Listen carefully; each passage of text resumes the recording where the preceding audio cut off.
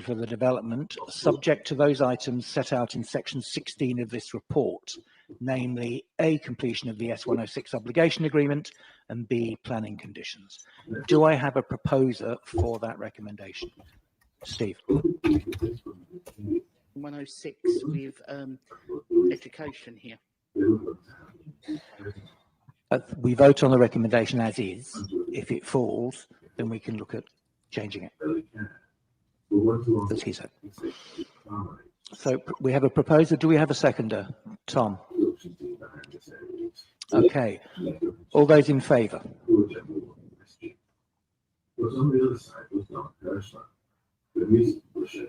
Thank you. Those against?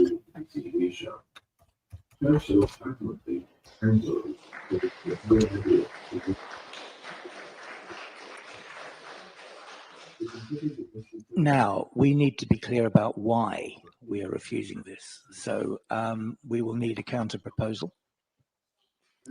Does anybody have a counter proposal in mind? Kathy? I've got a reason why we don't need to consider it as grey belt, if that would help. Thanks. Well, we need to bear in mind, we need to be able to refute both the idea that it's grey belt and the idea that there are very special circumstances. I think the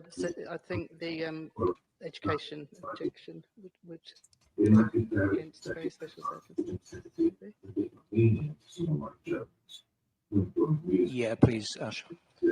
Okay, thanks, Chair. So if members are minded to not go with the officer recommendation, there is the opportunity to insert the education contribution at this point. So if a member wants to do that as part of their recommendation, that can be added and that can then be voted upon. So what you then need to consider is, does that satisfy your concerns with the application? Aaron.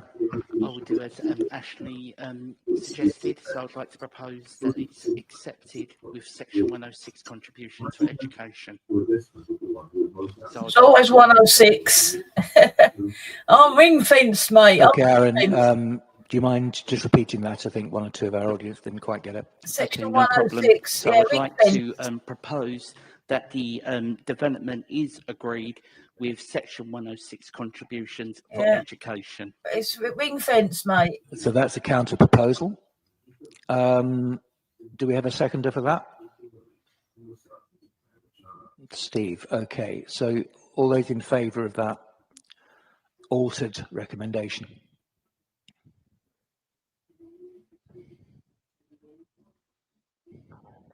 Those against?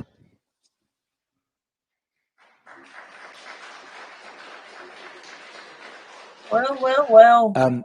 It's a perfectly sensible idea, Aaron, but I think probably if our concern were around the section 106, we could have dealt with it via that rather than refusing it. I think our concern is more fundamental, but it was worth putting the recommendation. Yeah. We still therefore need a counter recommendation as to why we are refusing permission. And Steve, you've been dying to get in. Apologies, mate. On you go. Sorry, thanks, Chair. I'm just confused why we're looking for a counter recommendation. In other words, we have a single recommendation. Yeah, So, sorry, Steve. I'm probably saying it wrong. A refusal still needs a reason, and I probably ought to be calling it a refusal rather than a counter recommendation. But I was meaning to counter the recommendation, if you get what I mean. So yeah, it's a refusal, but we still need a proposal, and we need to know why we're refusing. So Jackie, you had your hand up first, and then Russell. Thanks, Chair. So can we just keep it simple and say it's harmful to the green belt, urban sprawl, and everything else? Can we make that work? It's a village. And do we have any form of words as to why we shouldn't count it as very special circumstances? Orsett Village. I'm going to suggest that. So may I suggest this? We're refusing it on the grounds that it's harmful to the green belt. We believe that is the case by its very nature. We do not believe that it meets the classification of grey belt because of the consideration of the boundaries. And we do not consider that it meets very special circumstances because it doesn't meet the infrastructural requirements in terms of education and medical clinical provision. And don't ask me to say that again. It's just come out of his head. Sorry, Chair, I've written them down anyway, but the other one that I would have added is inappropriate scale. Yeah. Yeah. Sorry, Steve, I was getting advice there. Could you repeat yourself, mate? Of course I can. All I'm saying is it's an inappropriate scale of development given its surrounding. Thanks, Steve. As Ash has reminded me, a proposal has to come from a member, but that's good advice. Thank you, Steve. So, Kathy, would you like to I'll just say it again? Yes, if it comes from him, just say it's the scale is inappropriate for the location in the hamlet of Baker Street. Yeah, Baker Street, all sit. Okay, refusing on the ground that the scale is inappropriate and that it doesn't meet. We have to make sure we are clear about this, that it doesn't meet very special circumstances because of the impact on education and medical provision. Steve, sorry, you had a point you wanted to make there. I was just going to ask our legal representative whether that's actually material, scale of, is the scale inappropriate? Is that material factors? I think, Steve, if it helps, the scale speaks to urban sprawl. Purpose B of Greenbelt is to restrict urban sprawl, and we're arguing that to more than double the size of the hamlet does constitute urban sprawl. I disagree with that as well, actually. I did actually count the number of properties in Baker Street, and it's a lot more than the 50. Yeah, I think, to be honest, we probably did come to more than 50 when we tried to do the count, but it's still more than doubling it. I think, to be honest, Steve, clearly you will be able to, you are within your rights to disagree. That's why we'll go to a vote for it. Russell.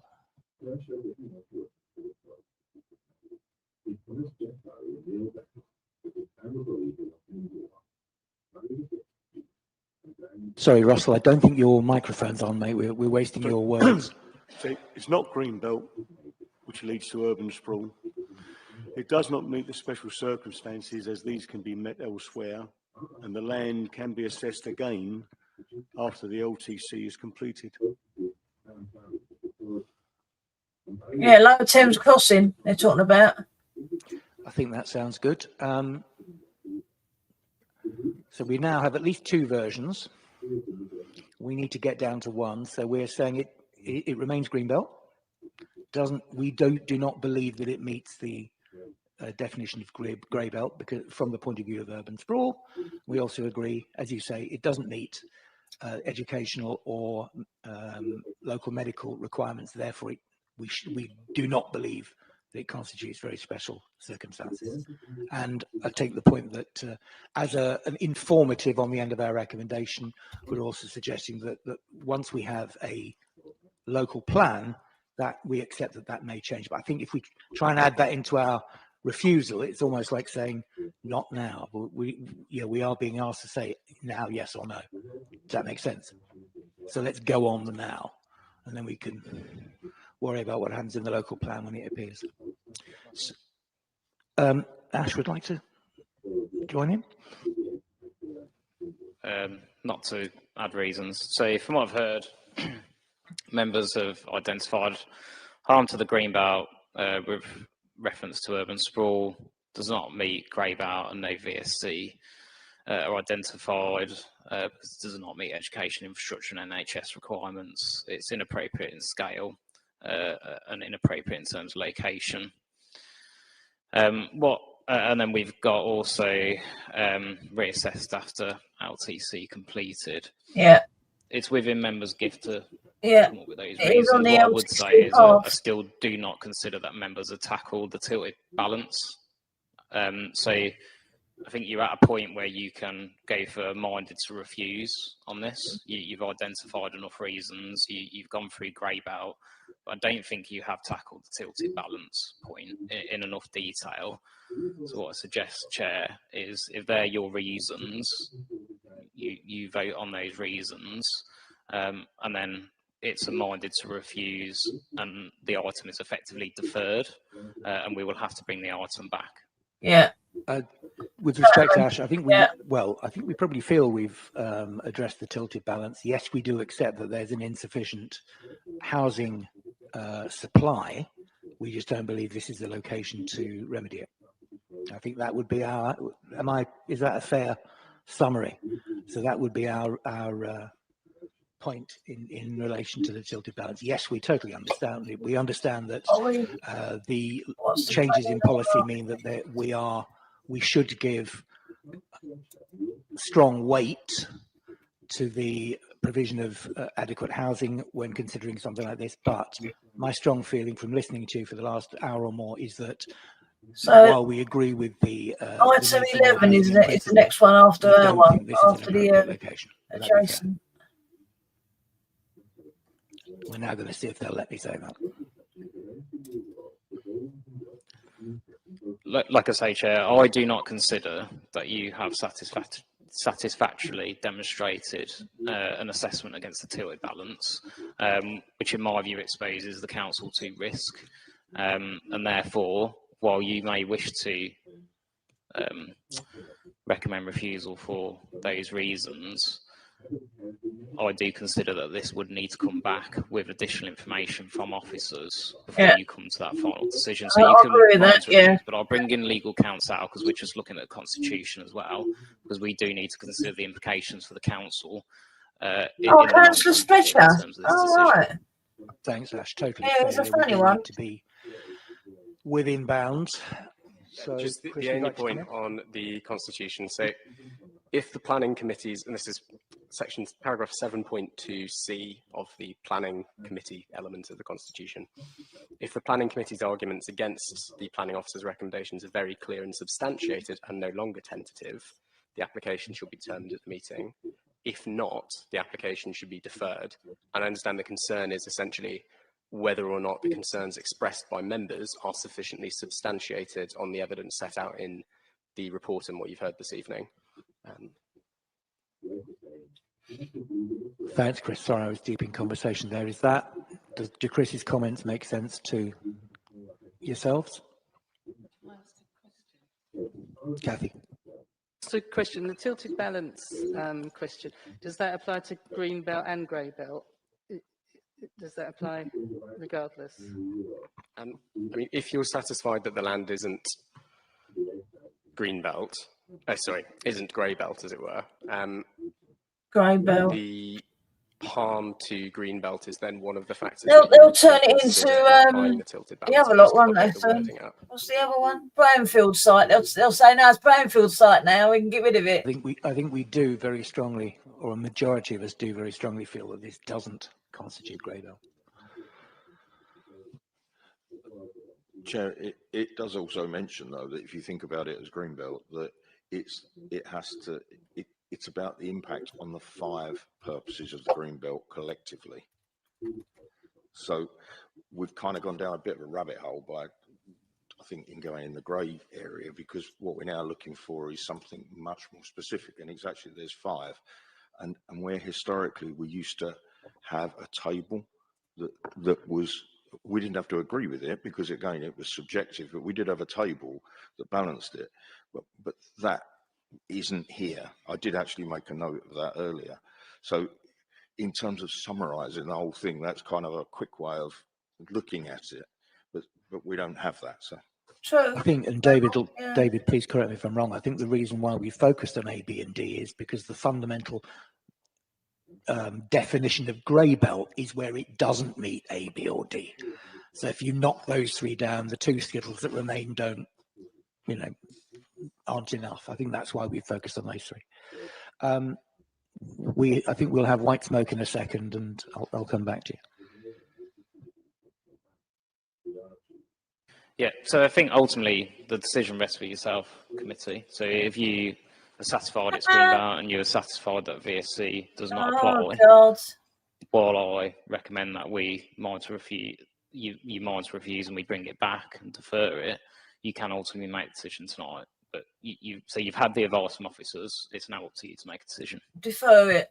They're going to defer it. And just to be clear, so we either refuse, that's it, or we defer minded to refuse, which then puts the onus on the officer to address our concerns and our objections.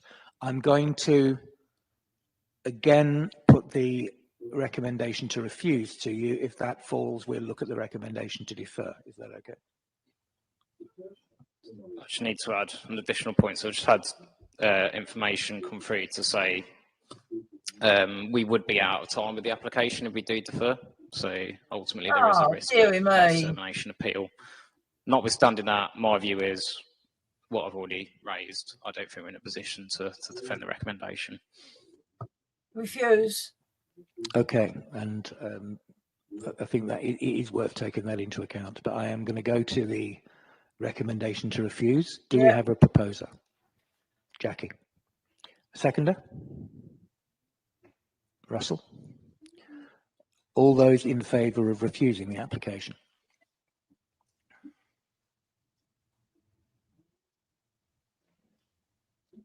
Please get the hands right up because we don't want to be miscounted. Okay, and all those against refusing?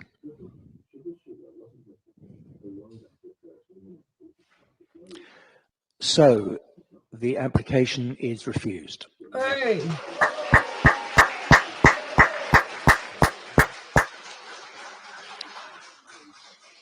I'm going to suggest if you wish to take a natural break, you've earned it. Oh, right. Oh, well, they're going to take a break. Okay, guys, we'll have to come back later.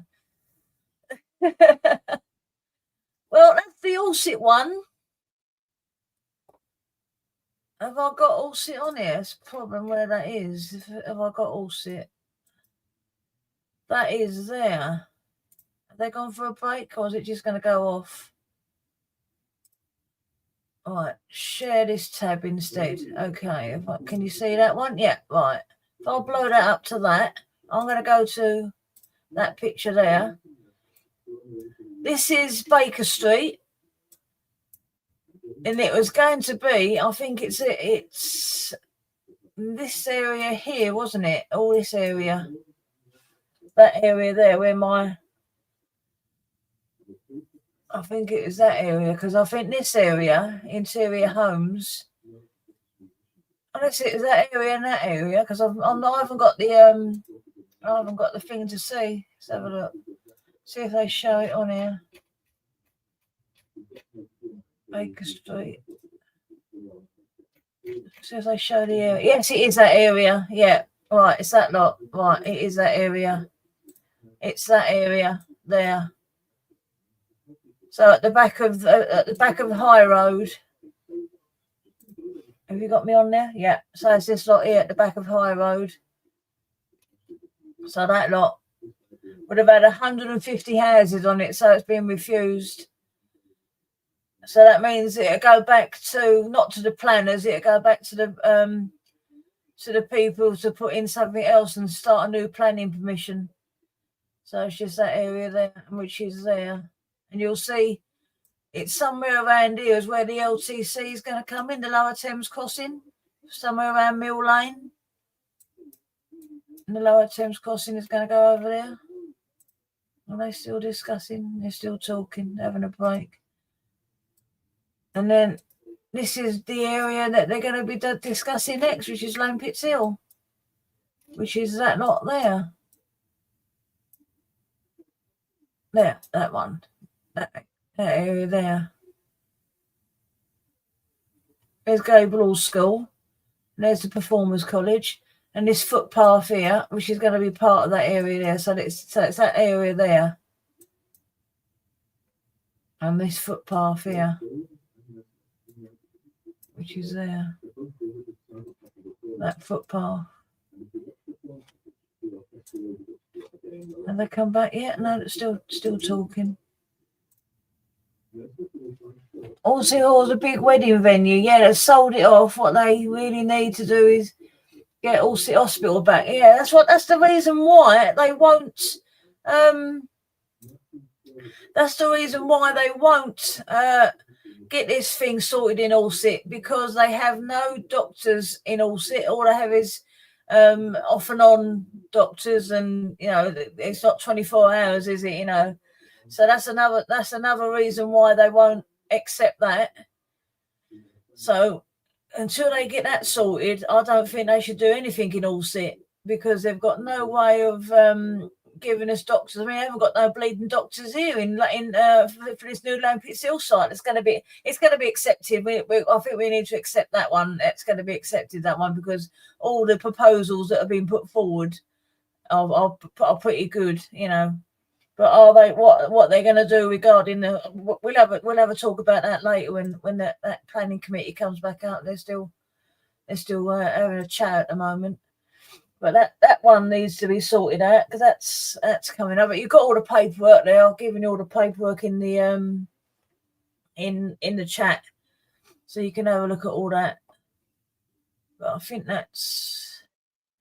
Oh, that's right. Hang on, let's put me down there. Yeah.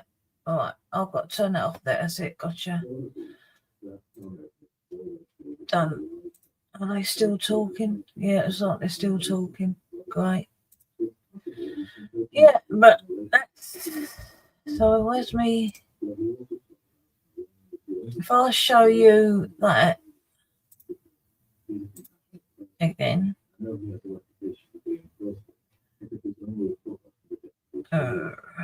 Hang on. I need to get you into that, don't I?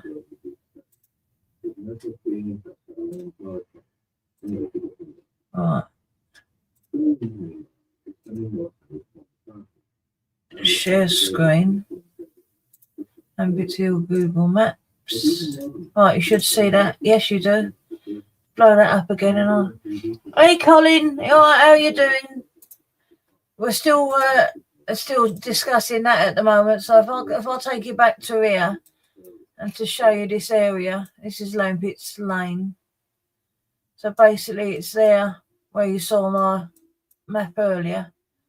This area here, which is the end of it, that footpath there. See that footpath? So it's that, all that, up to the Performers College. This is what they're discussing next. And then it's this area here, which is, I think it's behind this lot here. Yeah, that lot. Yeah, that bit. That's going to be where the new houses are going to go, in there. Oh, the meeting has been paused. The meeting's been paused and we commence soon. Yeah, I thought it would be. Webcast has been paused. All right. And then the next one, of course, is going to be land adjacent to this area, which is here. Yeah, bloody council. Yeah, as usual. Yeah. So this is the area here. So it's going to be all that area there. Can't believe they've made that. Used to be, when I used to go to school there, that used to be a all weather pitch. So they've extended all that area. It used to be an all weather pitch when I was there. That's my old school. Yeah. Anyway, that's still waiting for that. Still waiting for that. So this is all the land here. I don't think you can get. No, so you can't get into there. They won't allow you to get into there. And so this is basically the footpath, and of course you can't get into that footpath. You can't see that footpath there. So that's where That's a big old tree, that is. Remember that? And that takes you to the back of Brampton. Oh. Hey. Hello. All right, Glenn. I'm right. You all right? Yeah.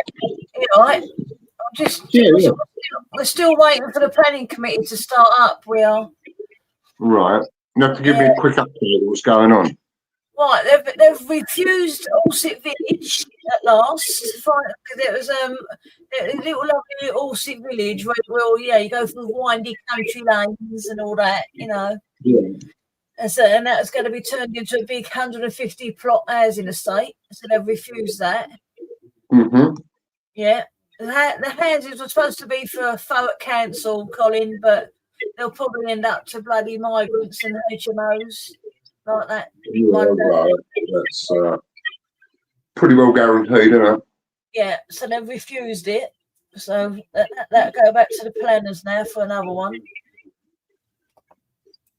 And it's still being paused. And then we got the one that where I live in Stanford-le-Hope. Oh, all right, Ginge. Hey, got to mod you, Ginge, because you're a good one.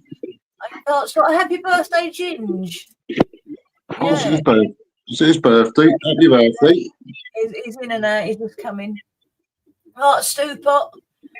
So the one that I've actually titled it Land Adjacent Lampits Hill Gable School, which is where I used to go to school, Gable School.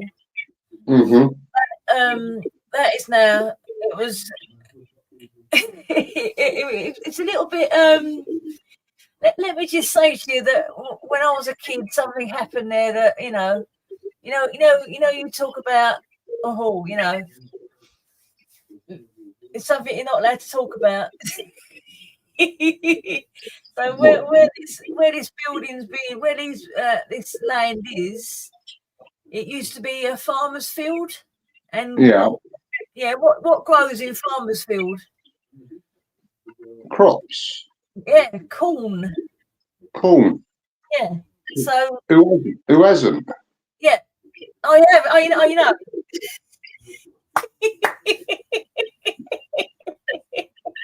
Who hasn't had a fork in a cornfield?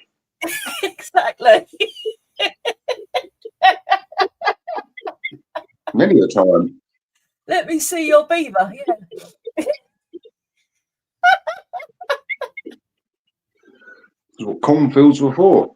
Yeah. So, I'm still waiting for it. So that's the area anyway. So yeah, but that's where it happened. In that little area there. I don't know if you can see it on your picture, can you? I can have a look. 1 second. I'll blow it up. That green area there. It hasn't blown up on my screen. Oh, it hasn't. Hang on, it got it. Hang on. That's better. Right, we're there. So this is the area here. This is a footpath, public footpath. Yeah. And this used to be a cornfield in the old days at school. Yeah. Oh, yeah. Come out of school, which is my school here, walk up the road, and walk through this cornfield. And it was nice. This is a nice area. And it's going to be turned into houses. Well, they've done that around here. I mean, around this area, there was acres and acres and acres of greenbelt land. Yeah. It's all now housing estates. Yeah. So all that's going to be. My neighbour next door, he plays football on this field here. This is the old Gable School field. Yeah. He actually, I don't think he owns Corringham Cosmos, but he works with them. Yeah.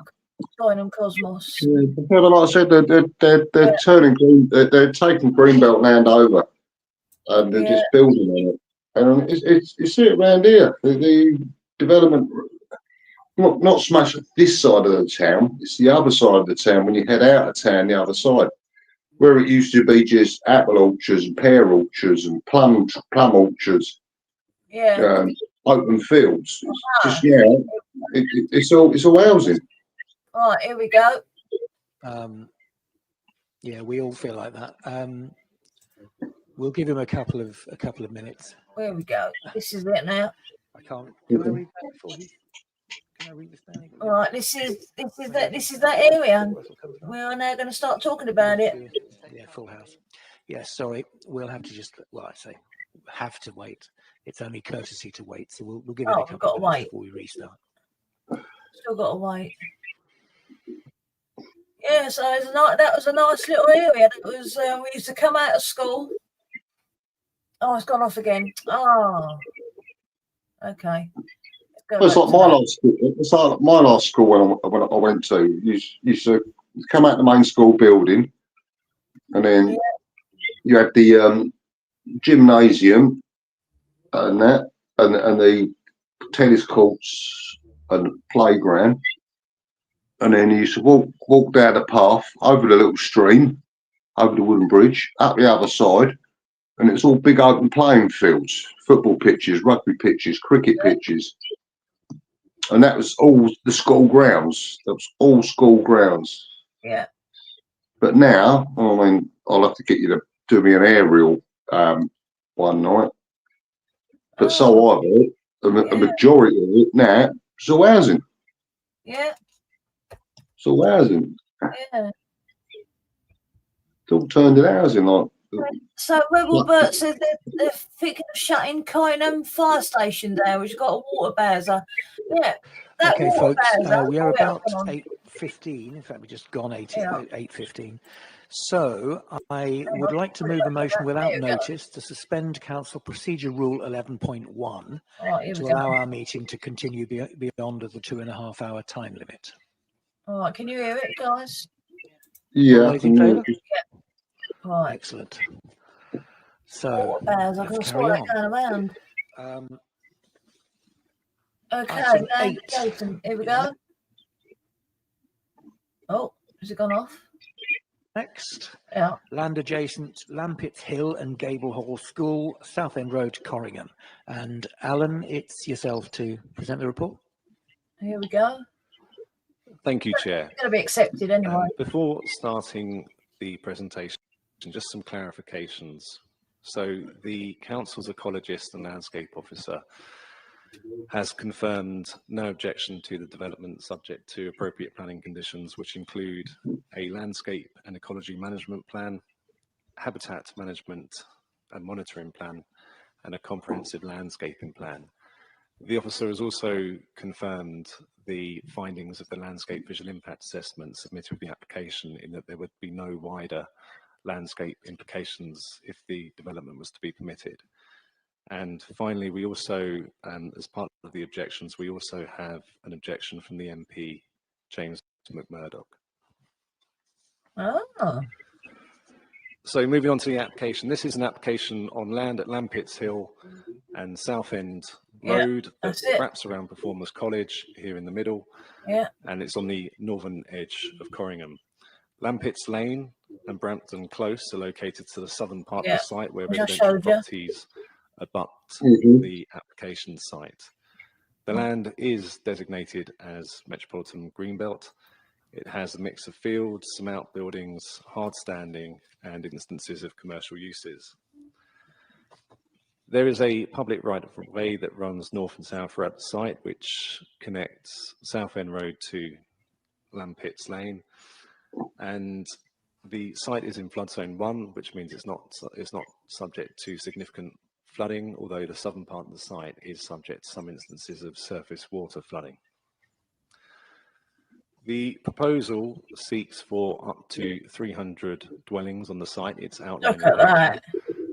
The only thing for consideration is the principle of development and the access onto Lampits Hill.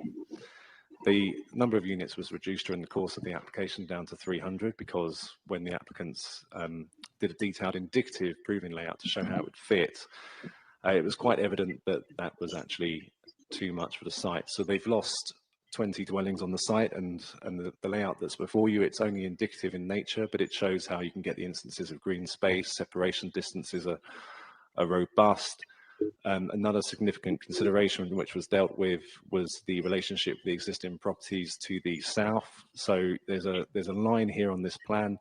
You can see it. It's an indicative exclusion zone to make sure we have a minimum of 22 to 25 metres between the actual dwellings to ensure there's appropriate separation. And then you've also got the existing boundary screening that's there, which we'd look to get enhanced as part of any planning permission. As well as the 300 units, there's 50% affordable housing, so 150 affordable homes, a 70-bed care home, the new vehicular and pedestrian access from Lampits Hill, and also pedestrian access onto Southend Road and Lampits Lane. So you've got the pedestrian link which take you to the existing settlement and also take you northwards if you wish. There's public open space, equipped areas displaying green corridors, 10% biodiversity net gain on the site, which is a requirement of planning applications such as this, and then enhancement as well of the public right-of-way that runs through the site. Lampits Lane's got so a dead end. Moving on to the principle of development, I think it's probably worthwhile if we have a quick run through the committee report, which everybody has. Yeah, so if we start with paragraph 13.3.1, and obviously we talked about the tilted balance. So paragraph 11 of the National Planning Policy Framework, going to paragraph 13.3.1 of the committee report.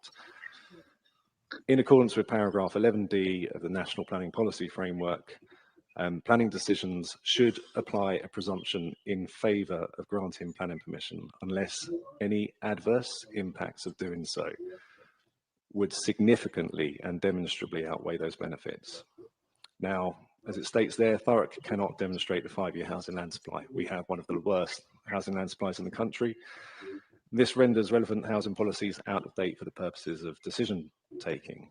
So therefore, the presumption in favour of sustainable development therefore applies unless, so part 1, unless the NPPF protects areas of particular importance, which provides a strong reason for refusal. And then you have to refer to footnote 7 of the NPPF, which talks about actually Greenbelt is a reason to resist development. But then we've got the added nuance of the grey belt, which was introduced in December last year. And as Councillor Kelly said earlier, the game has changed. This is a fundamental difference to any previous iteration of the NPPF. So if we move on to, we'll move on to grey belt in a second, but if we move on to part 2 of paragraph 11 of the NPPF, as listed in the committee report, it refers to presumption in favour of sustainable development and granting unless the adverse impacts of doing so would significantly and demonstrably outweigh the benefits when assessed against the framework as a whole. So that is clearly a very high bar that's been set there, but then we must also go into the matter of the grey belt. So yes, this application site, it is within the green belt. Paragraph 143, which is the 5 purposes of the green belt, which was discussed during the previous debate. But the 3 of the 5 purposes, if this site does not contribute strongly, and again the word is strongly, to 3 of those 5 purposes, then it becomes grey belt. So those 5 purposes are A, which is to check the unrestricted sprawl of large built up areas, B, to prevent neighbouring towns from merging, and then C, to preserve the setting and special character of historic towns. Now, we don't actually have any designated historic towns within the borough, so C is to be ignored in that regard. But going back to A and B, this site on the northern part of Corringham, it is visually and physically contained from the wider Greenbelt by defensible boundaries. You have the railway line to the north, you've obviously got existing built form to the south and west, and then you've got Fobbing to the east. And it's worth pointing out that Fobbing as a village, when you talk about towns merging, villages do not count. So any perceived merging or coalescence of those 2 settlements is irrelevant for the purposes of the new NPPF. So in terms of towns merging, you would have to go so far east, it would just be an irrelevance in terms of the size of the proposal in front of you. And really what it does is it squares off this part of Corringham. You couldn't call it a loss of visual separation or merging of towns to the extent where it contributes strongly. So in that regard, it's deemed to be grey belt. And then we have to carry on moving through the MPPF with regards to whether or not it's appropriate grey belt development in Grey the green belt belt again, see? And that's the point. It's still green belt, but it's grey belt. Green belt. Yeah. So paragraph 155, does it utilise grey belt land? Yes, we believe it does. Does it fundamentally undermine the purposes of the remaining green belt? No, we don't believe it does. There's a huge amount of green belt that sits around the site and stops it from any coalescence from any nearby town. Does it address a demonstrable unmet need? Yes, it does. We have a severe shortage of housing when assessed against our objective need. Is it in a sustainable location? Yes, it is. You can walk into Corringham, there's all the services there, there's the supermarket, there's the bus stops. Yeah, but not many doctors.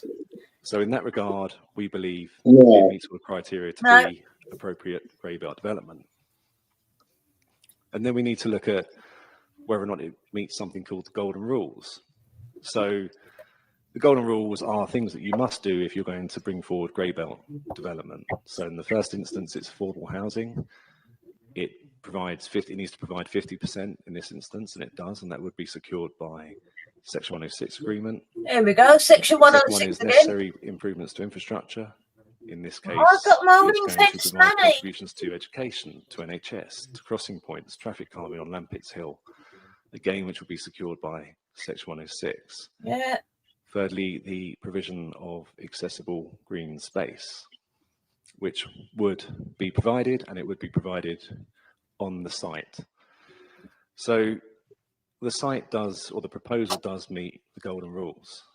And then working again through the MPPF, if you've ticked the boxes for the golden rules, paragraph 158 of the MPPF explicitly states significant weight should be given in favour of the grant of permission. So again, that weighs very heavily in the planning balance. Putting all that together, the view of officers is the principle of development is acceptable with regards to the grey belt pathway for this site. It's also incredibly important when you're looking at a grey belt site, and again working through the MPPF, but this time working backwards. The MPPF talks about putting substantial weight to any harm to the green belt, including its openness. That's been in the MPPF for years. But that's disapplied by virtue of footnote 55 of the MPPF, where it says if you are in the grey belt, that harm to the green belt no longer applies. This is a fundamental change from previous iterations of the MPPF. Yeah, and it's very material for everybody tonight with regards to forming the view on this application with regards to the grey belt status and any other potential harm. And as already said, the landscape officer has looked at the scheme and doesn't consider to be any wider landscape harm within the local area. On that basis, it's gone through the grey belt pathways. It's deemed to be acceptable development. But in this instance also, we are presenting that very special circumstances do exist, and they carry very substantial weight in the planning balance in favour of the development. So these include thorough acute housing need, and I'm sure councillors are already very aware of this. But we also have the absence of any action plan to deliver housing. There's none, and we're obliged to as a council.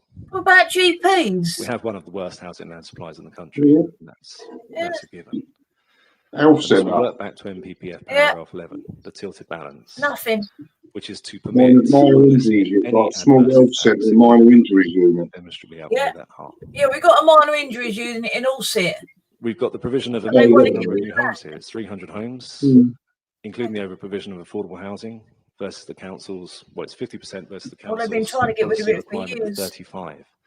So it's 150 units in Corringham and in a sustainable location.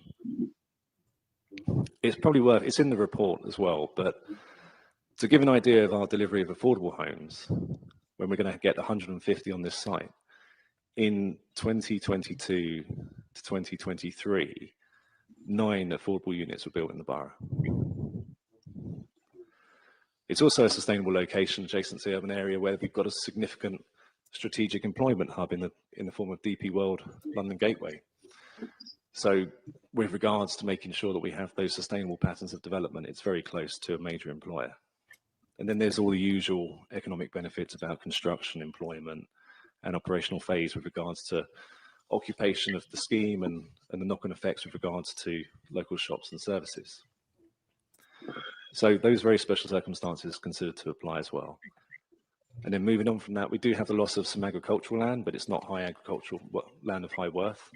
And the housing need and the location of the development is considered to be acceptable. So in the balance, that's considered not a problem. So on that basis, we do consider it meets the gateways for the MPPF and the MPPG. It utilises grey belt land, meets the golden rules, and it addresses demonstrable need in a sustainable location. So we believe it's established as an acceptable development despite the greenbelt location. And then even taking a precautionary approach, there are compelling, very special circumstances that exist to justify this proposal. I've already talked about housing needs, so I don't feel the need to labour that point, but it is an exceptional contribution toward affordable housing at 150 units. It is transformative when we look at what we could get from this scheme. The affordable housing would be secured by Section 106.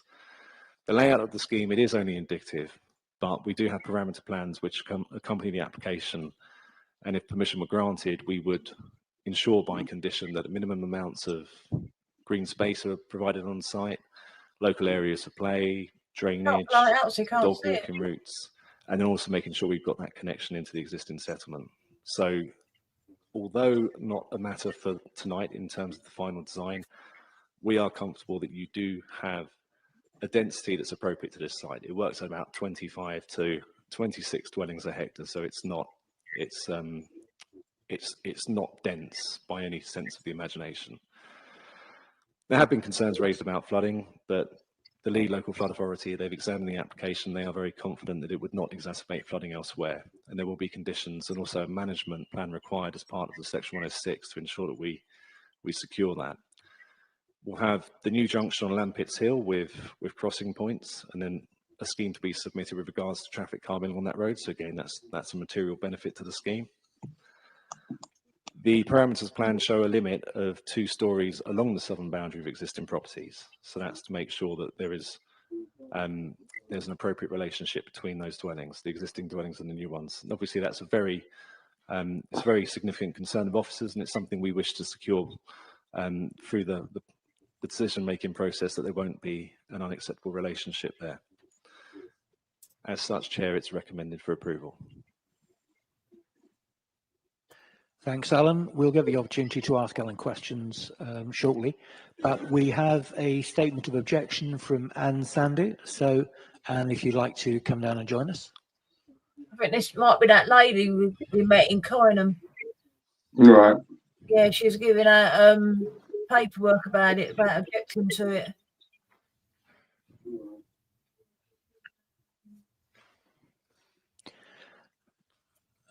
I don't know if Carly's shown you how to turn that thing on. It's the right-hand button. And as soon as I've shut up, you can start in your own time.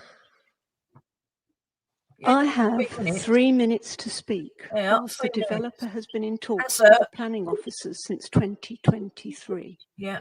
This application is based upon the false assumption that our greenbelt area is grey belt. The applicant suggests that our greenbelt consists of previously developed land and therefore can be built upon. This is not true. Only 7% of our greenbelt site has development upon it. 93%, yes, 93% is greenbelt.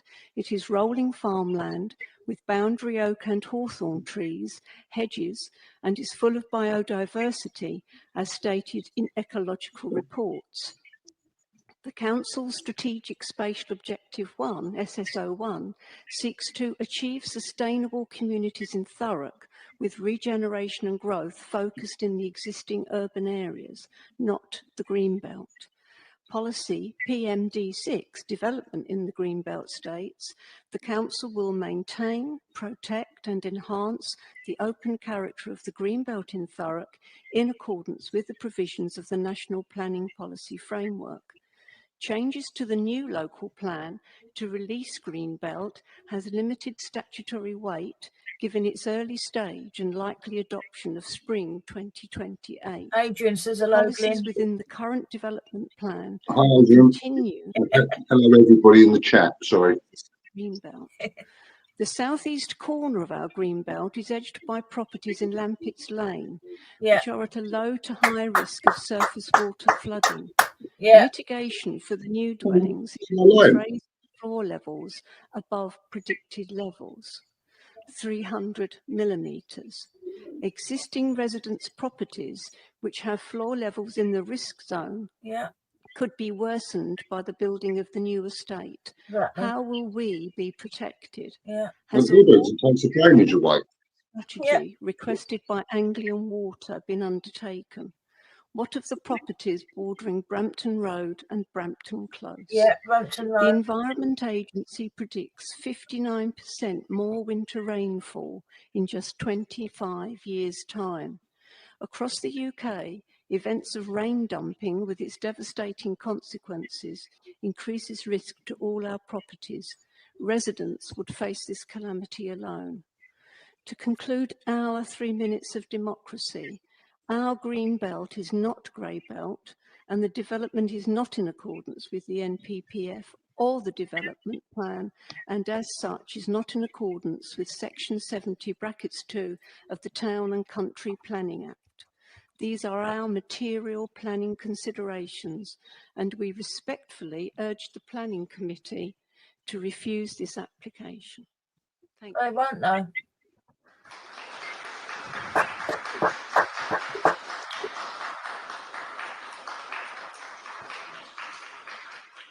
Thank you, Anne. What we're going to do is ask the councillors if they want to ask you any factual questions based on what you've just been talking about. So, councillors, any questions for Anne? Right, I think that's generally a good thing. It means that was clear. Yes? Oh, Jackie, you have a question. Sorry, thanks, Chair. How long have you lived there, Anne? Lived there 37 years. Okay, and it's never been built on while you've been there. Nothing what's been built on. There's been nothing there. No. There are 3 bungalows at the far end that join Southend Road. And that's the only buildings. And Performers was built in the 80s, because that was all anybody else, Fran? glass as well. Thanks. Oops, sorry. Yes, Russell. Thank you for your objections there. But just looking at Google Earth, Google Maps, if I've got the right location of it's Lampits Hill junction with Southend Road. Yeah, that's right. Lampits Lane. Okay. That's Lampits Hill. He don't even know where it is. Look, with Fawn Council, he don't even know where it is. That's what really makes me mad. They do not know where it is. Gents, this isn't much of a spectator sport. I suggest you get on with the question. Mates very well. It's just that I noticed what appears to be the top end. I've been there. I've been there twice. How am I supposed to know bloody Maidstone? Quite a few abandoned industrial type buildings. Would that be correct? So how do I bloody know They this were area? bungalows, and I don't really know what use they've been put to. One has been used as a nursery and then became a fireworks. Fireworks place, that's but it. The majority of the land, 93% is greenbelt. It's not built on. Yeah, I've got the right location. Thank you. Yeah. Thanks, Russ. Anybody else? Right, well, thank you very much, Anne, and you may resume your seat. Right, in that case, councillors, we will go on to questioning Alan. Question. Here we go. You've got a very in-depth report there. I don't think we do. Oh, sorry, it wasn't on my apologies. Danny Young is probably sitting there thinking, what happened to me? Apologies, Danny, it wasn't on my overall list. So, Danny Young, on behalf of the applicant, Oh yeah, I've met him as well. All right. Yeah, we've met him as well. Same things before, Danny. You've got about the mobility 3 minutes. scooters getting And, down there. it's the right-hand button. Yeah. Thank you, Chair. Good. Yeah. Dear councillors and members of the Planning Committee, firstly, I'd like to thank you for taking the time to review our submission and listen to me talk about our application.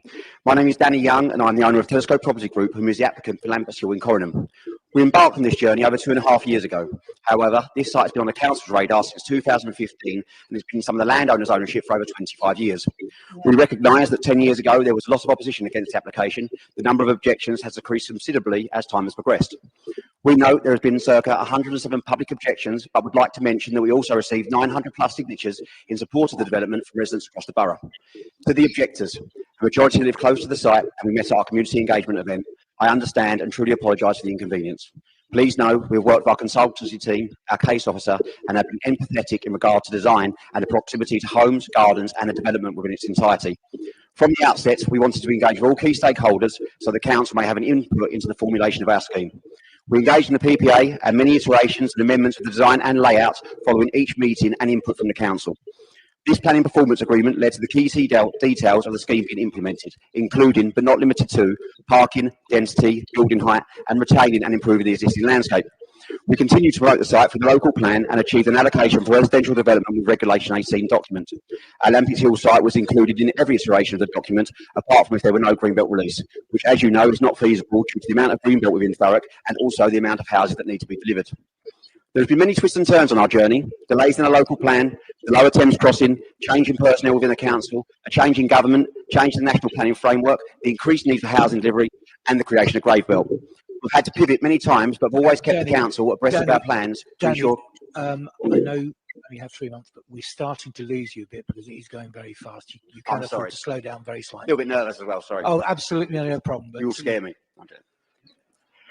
Where may I start from again? Sorry. I think from we continue to promote the site through the local plan. Yeah. Carry on, Danny.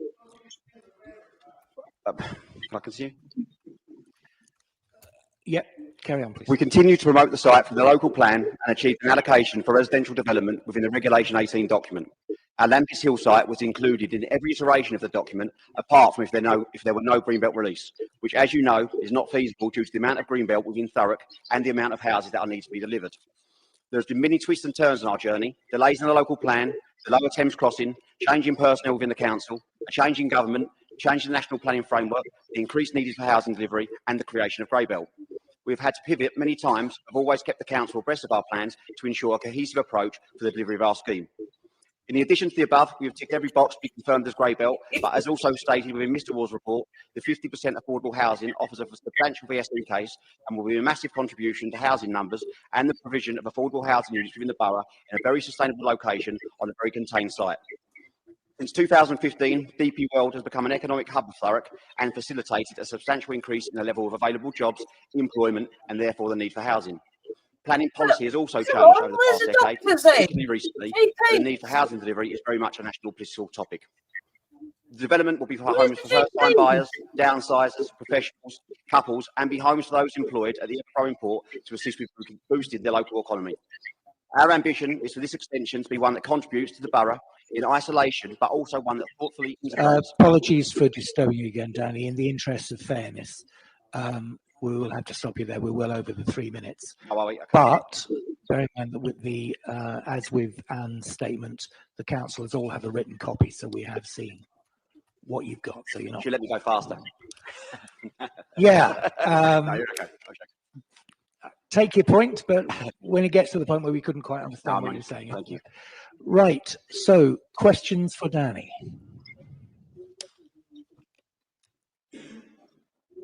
Okay, I'll lead off. Danny, I would like to know a bit about the petition, how it was put together. Yeah, essentially, we had 3-4 teams, and we went out, door knocked, stood outside Asda's, and obviously we knew that this site had a history of objections, so we wanted to demonstrate. Asda's? What Asda's? Excuse me, folks. It does not help. Where you're those causing any around worry here? if you're going to heckle the man while he's speaking. We need to make a There is decision no based on houses facts, around here. and we will try and get to the bottom of it. Thank you. So essentially, yeah, we had a few teams that went out, door knocked, sat in front of Asda's and other points across the borough and took signatures.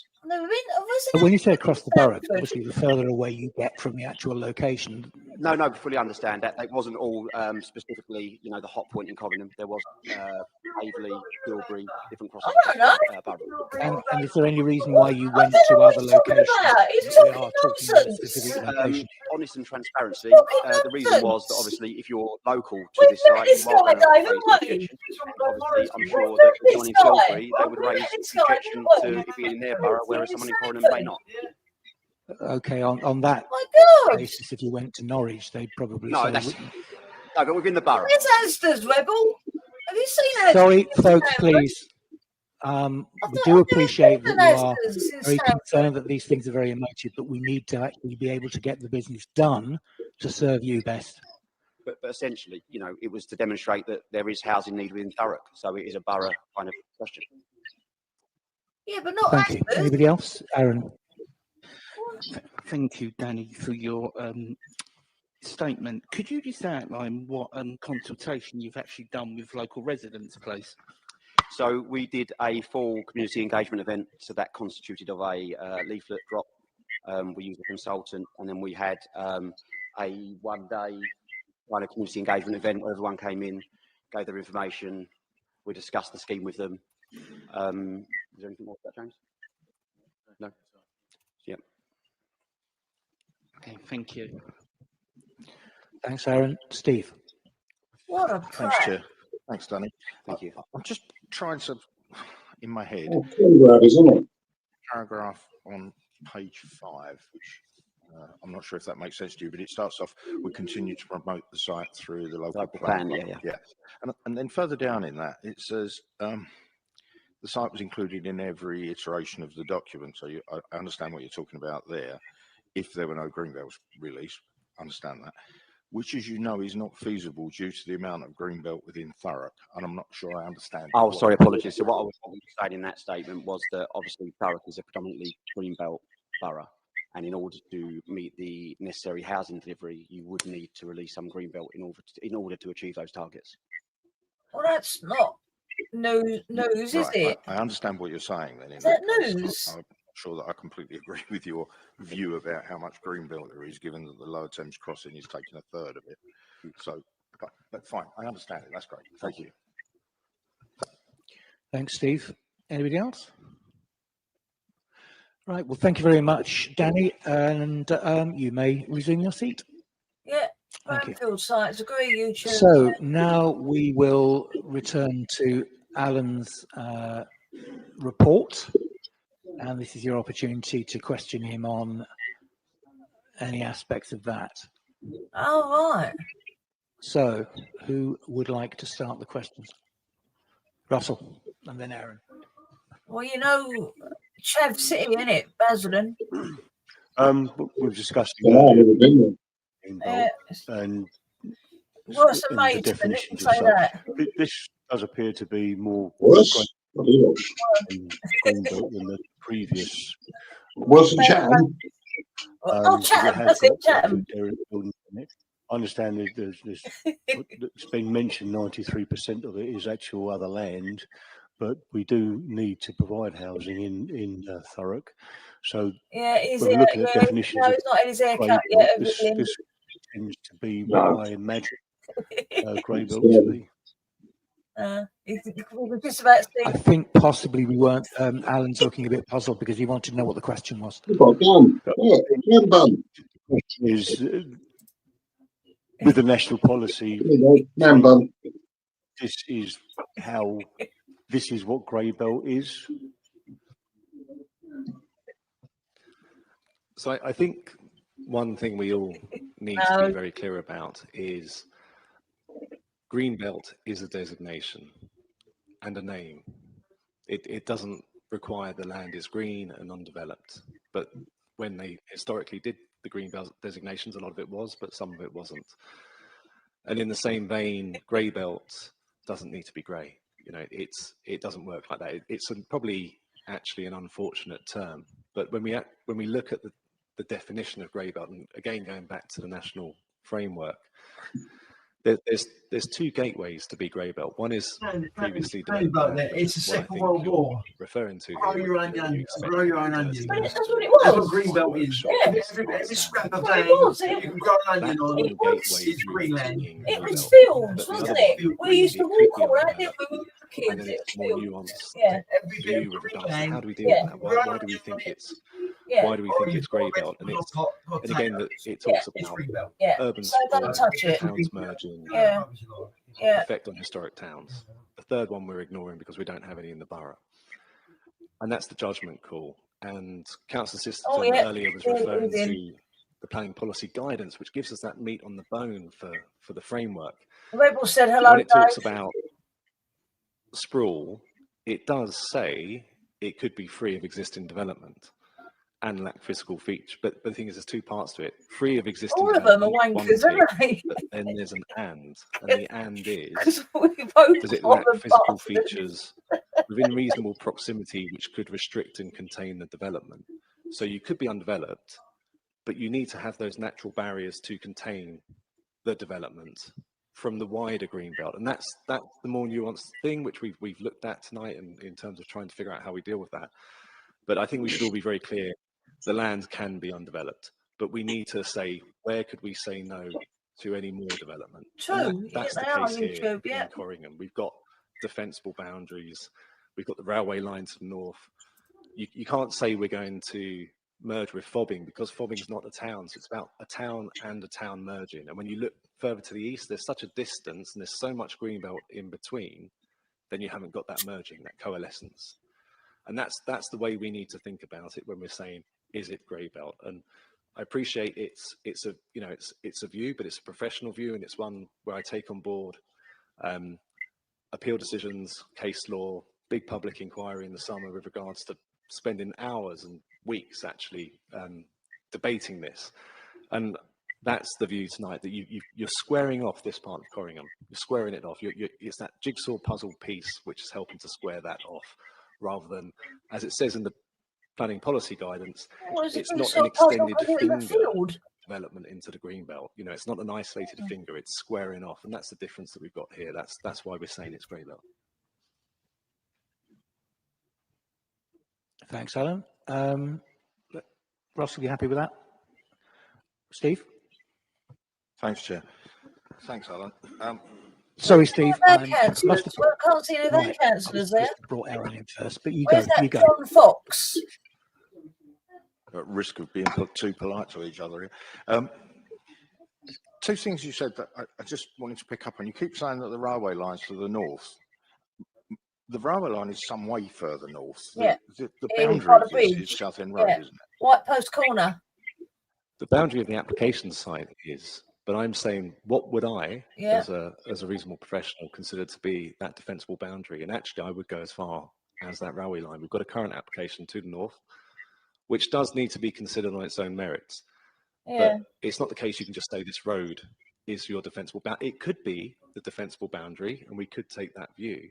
But actually, I'm looking in the wider realm here with regards to what I consider to be the definitive limit. Exactly, where YouTube is. I totally agree. They very are new going to but like I say, use that having area had as the well, where benefit of Cosmos play, in the summer and looking at the other football appeal area. decisions, my That view is runs that's down where to you the old A13. Okay, thank you. But one of the things that we've all hopefully been drummed into over the years is that we're actually talking about what's within the red line, and the boundary of the red line is the road. Yeah? Yeah. Would you agree with that? Yeah. Yes, but Southend I'm Road. saying that doesn't necessarily form the boundary to where we consider the grey belt would finish. Now I understand. Okay, fine. Thank you. One of the other things you brought up, you said that in the past 12 months, or I believe that was what you said, there were only 9 affordable homes provided. That's right. No, I was saying that in the year 22 to 23, only 9 affordable homes were built. Okay, so that leads me to the next question. Do we know, and it's not really a question for you, it's probably more of a question for Ash. Do we know of the planning permission that's been granted that's never moved forwards, how much of, roughly what the number of affordable houses are, where we've actually given planning permission, but nothing's happened, i.e. nothing's been done. Yeah. Do we not know that? No? Do a freedom of information, So mate. we'll have in the 5-year land supply the information around permissions and pipeline. In terms of the sort of specific figure, I don't have it to hand, but we can certainly provide that. Absolutely. I mean, in terms of your decision making tonight, I don't think that would be a material point that you would need to consider anyway. No, I completely agree with you. It's just that since Alan brought it up, it's played in my mind, and hence, so if the opportunity's there without anybody doing a big stack of work for no good reason, it would be good to know, because we historically have a problem with where we've granted plan permission and then nothing's happened with the site, and if that's having an impact on affordable housing, then we kind of need to encourage people, perhaps. But that's all. Thanks, Ash. Thanks, Alan. Thanks, Steve. Aaron? Thank you. So we're speaking a lot about the green belt at the moment. Likely we're going to be doing this moving forward. Within the talking again about the green belt, we've in one of the statements made, we've got they're saying that there's oak, hawthorn trees. Yeah. Oak and hawthorn. Is that correct compared to what We we've saw that got? tree And there. if so, are we going to be saving them? Yes, the council's ecologist has examined the tree protection plan. He's examined what's being retained and what's being removed. Everything that is being removed is being kept to an absolute minimum, and then it's controlled by condition.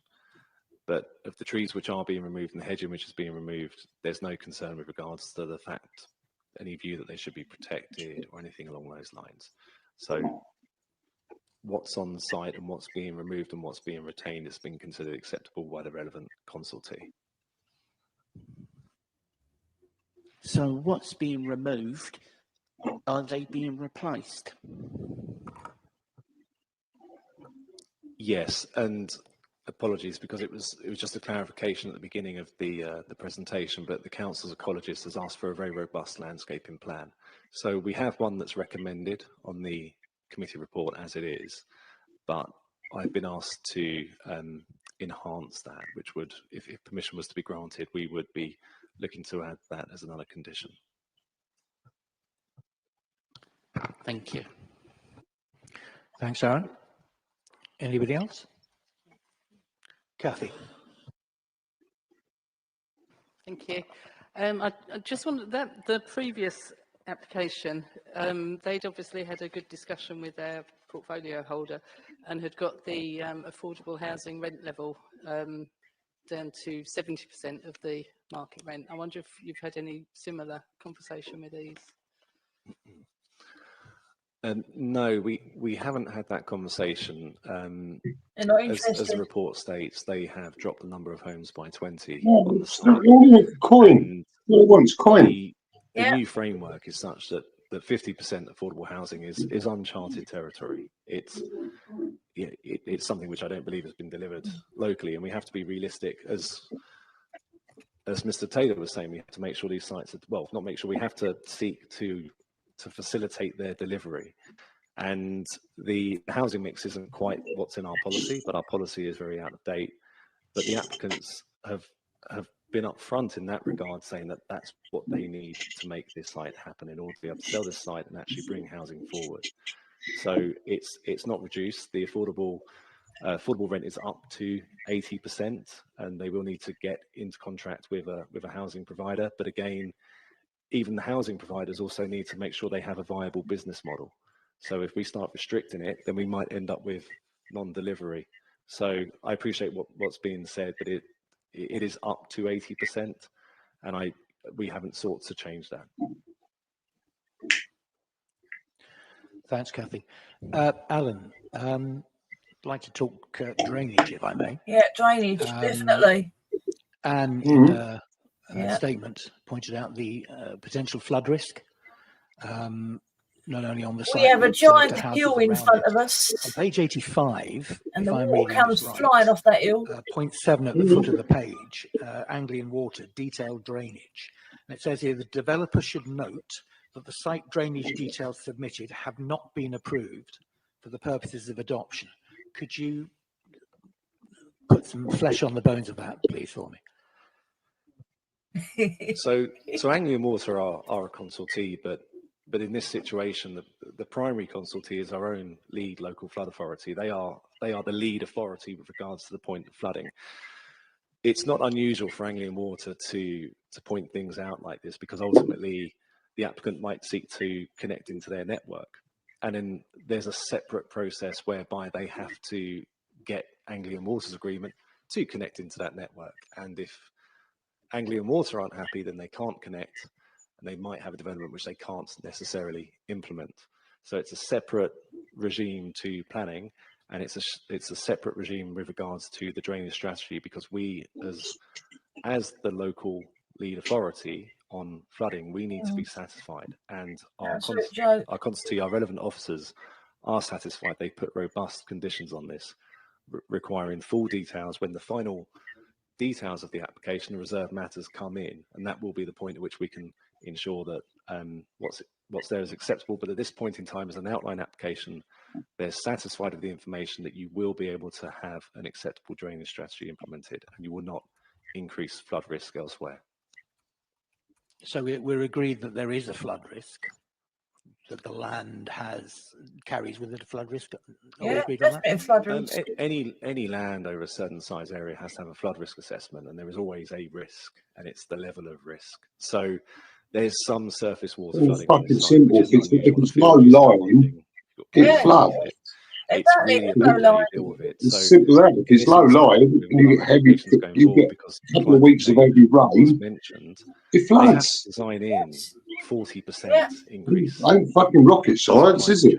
So it's a hugely over-designed, at this point in time, drainage system, which will then become appropriate if we do get the climate change that we could potentially have. Not climate change, for that shit. There is a risk. The fucking plan rain, that's being recommended is designed to meet that risk and possibly further risk down the line. Is that what you're saying? And up to 40% on top of the current risk, yes. Thanks for that, Alan. Jackie. Thanks, Chair. Sorry, Alan, I'm going to go back to the green-grey thing again. Just so that I'm clear in my mind, you said, didn't you, that if you've got green belt and then there's some part of that land within the green belt is deemed grey belt because somebody's, I don't know, put the firework van there or a burger van, whatever, so that then makes it grey belt, and other reasons as well, obviously. So does that mean that that green belt that's now grey belt makes the green belt outside the grey belt that was green belt grey?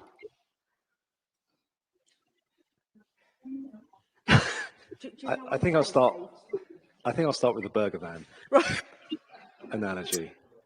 When the grey belt came in, when the government did the consultation on it, they were very concerned about people suddenly changing land to then become grey belt, like laying down some hard standing and then go, look at this, it's now grey belt. So it has to be lawful.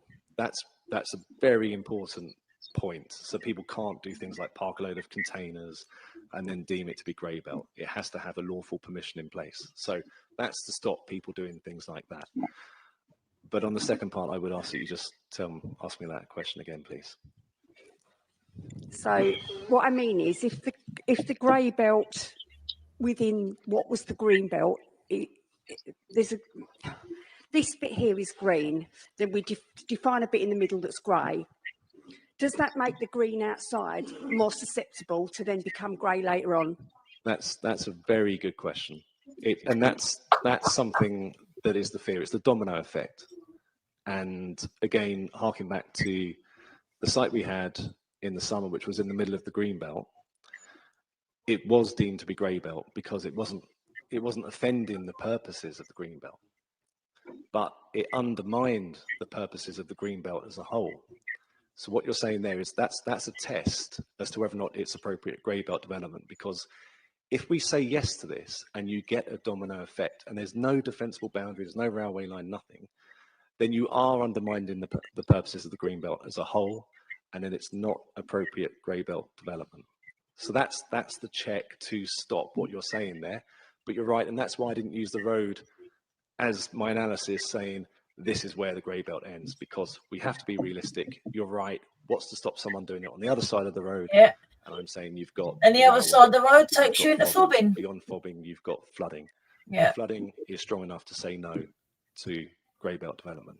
And that's why we have to take that bigger picture view and just be upfront with regards to where we think we could reasonably say no. Yeah. Thanks, Alan. Thanks, Jackie. Any further questions? Steve. Sorry, just one, and it's probably not Alan, it's probably more for Matt or Julian, I'm guessing. I sort of read what you've put about highways, so obviously there was some concern about that single access point. Is that a reasonable... Any one of you, I don't mind. Sorry, what's the concern about the single access? I'm just asking the question because a single access point seems relatively constrained for the volume of properties that are being proposed, because it means everything's got to come in and out at exactly the same junction and onto a road that's... And it does mention in here the issue around speeding on Lampits Hill and some of the other issues. So I just wanted to check that. I know it says it here that they weren't happy, and I just want to be convinced that everybody's kind of on board with that.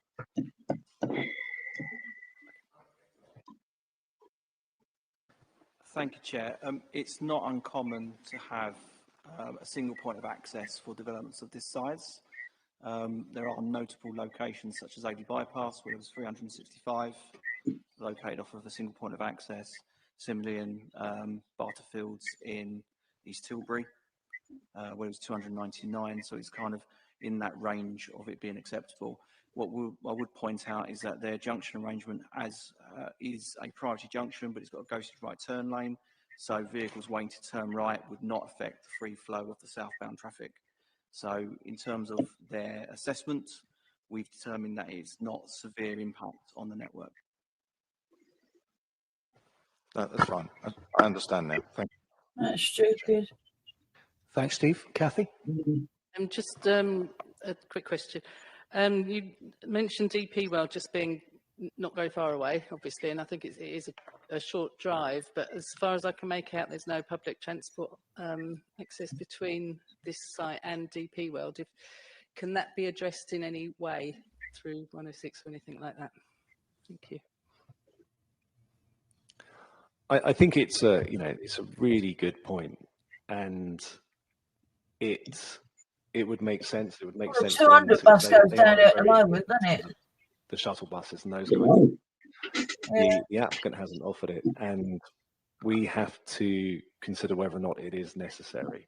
And I don't think it is necessary to recommend permission, but at the same time, it is very close. You could potentially take sustainable means of transport, but ultimately, if we permit housing very close to it, it's encouraging a more sustainable form of travel than coming from much further away, because it's not the most sustainable employment hub as it is, really. So you can lead a horse kind of analogy in terms of getting more housing in that area. Employment needs are there from them, so it makes sense to try and put the housing close to it. I understand what you're saying. So it's more sustainable just to be driving 6 minutes than half an hour. Yes, okay. And then one other question is that this is obviously outlined. With detailed plans, when they do come forward, can they come back to committee? Can we ask for that? Yes, absolutely. Oh, what have you done? Nothing. Thanks, Alan. Thanks, Kathy. Any further questions? Right, so let's move on to the debate. Who would like to start us off? Okay, a couple of points maybe to get you thinking about it. Similar situation to the previous one, in that fundamental to this is whether we feel that the argument in the argument classifying this as grey belt stands up. Alan's explained that it's partly down to a small part of the site being previously developed, but partly down to the undeveloped part of the land not meeting adequately meeting purposes A, B, and D of Greenbelt. So there are effectively two reasons why different parts of it are being classified as grey belt. It's our job to decide whether we feel that those are coherent and convincing reasons. Apart from that, we need to be satisfied that things such as infrastructure, and in this case in particular, the risk of flooding, both inside and around the edges of the development, have been adequately addressed. Assessed, yeah. I think those, for me, are the things that seem to have come out of the question so far. So the question really is, yes, I mean, I think we all feel a slight pain every time we see any piece of greenbelt getting lost to development. But the thing here is, do we feel the arguments are strong enough? And if not, why not? So I'll give you that as a starter. Who would like to talk about it?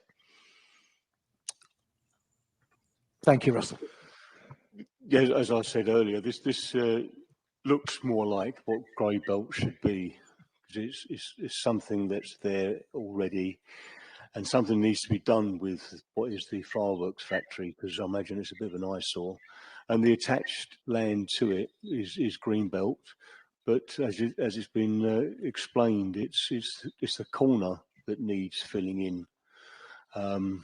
So if we're going to look at building on green belt, if it's attached or associated with grey belt and it's such a location, it needs must. And perhaps roses there or something then. Put corn back in the fields. Thanks, Russell. Anybody else? Plant trees. Yeah, trees. Kathy. I think the sort of main argument we had for the previous one was the lack of boundaries, and this has got boundaries, and the road provides a boundary. I'd be a bit reluctant to I know you're wanting to include all the rest of it for future development, but at this stage, I think we even if we just look at what's in front of us, there are the roads do provide that. So I think our defence is weaker, of the green belt on this side, from my point of view. Okay. Hey, welcome, James. Thanks, Chair. I guess it comes as no surprise because I'm always going to try and defend the green belt, but I accept it, as Councillor Sisterson saying. I follow. Charlotte's asking, have you sorted your caravan out, Glyn? Have with it is not yet. Not yet. I've been sorting bloody BT out. Is one thing, but then would the next step not be across the road or possibly north, which there's potentially an application for, which is why I was kind of trying to define where the boundary is, whether it's the road or the caravan will be done this month. It will be done before Christmas. The railway line. Just had to still on this ongoing issue with the phone service with BT. Come back to that. Right. Yes, that's how the report refers to it, the railway line. And that's why I was asking the question, because that almost leads by default that, okay, well, we will then go that way, and then we'll go that way, and then we'll go wherever else. And that's the bit that really bothers me. I mean, I'm not happy about development in the green belt under any circumstance, with the fact that what we're doing by definition here is defining something further north worries me. So that's one of my big concerns, probably the biggest one as I look at this, but the point that Jackie was making as well. Thank you. Thanks, Steve. Anybody else? Okay, really sorry, I'm afraid I can't. I'd love to, but it's not in our power to involve members of the public, apart from your representative. Thank you. Appreciate your comment. So, I mean, we haven't really talked about infrastructure, have we, or have we? I mean, it's been mentioned that the centre of Corringham is within easy accessible distance. Any concerns Uphill, arise when yeah. you read through the report? You've got to walk in uphill to terms of Corringham. Shrikant? As per I the wouldn't know. I've never been number there. 95 urban Yeah. design, is clearly mentioned that they are not supporting because of the street network height and density appears insensitive. So I think council need to be think about that one, the providing proper infrastructure for street network, or need to think about the should not be over density, is not over development. So it is my concern. Thank you. Actually, you're referring to the urban design contribution. Not supporting. Glenn, Charlotte is Yes, asking from how urban much do you design's point of want view, for they your have caravan? issues around the density. Yeah, the How much useful. I Alan, want do you for have it? Yeah. something to say on that?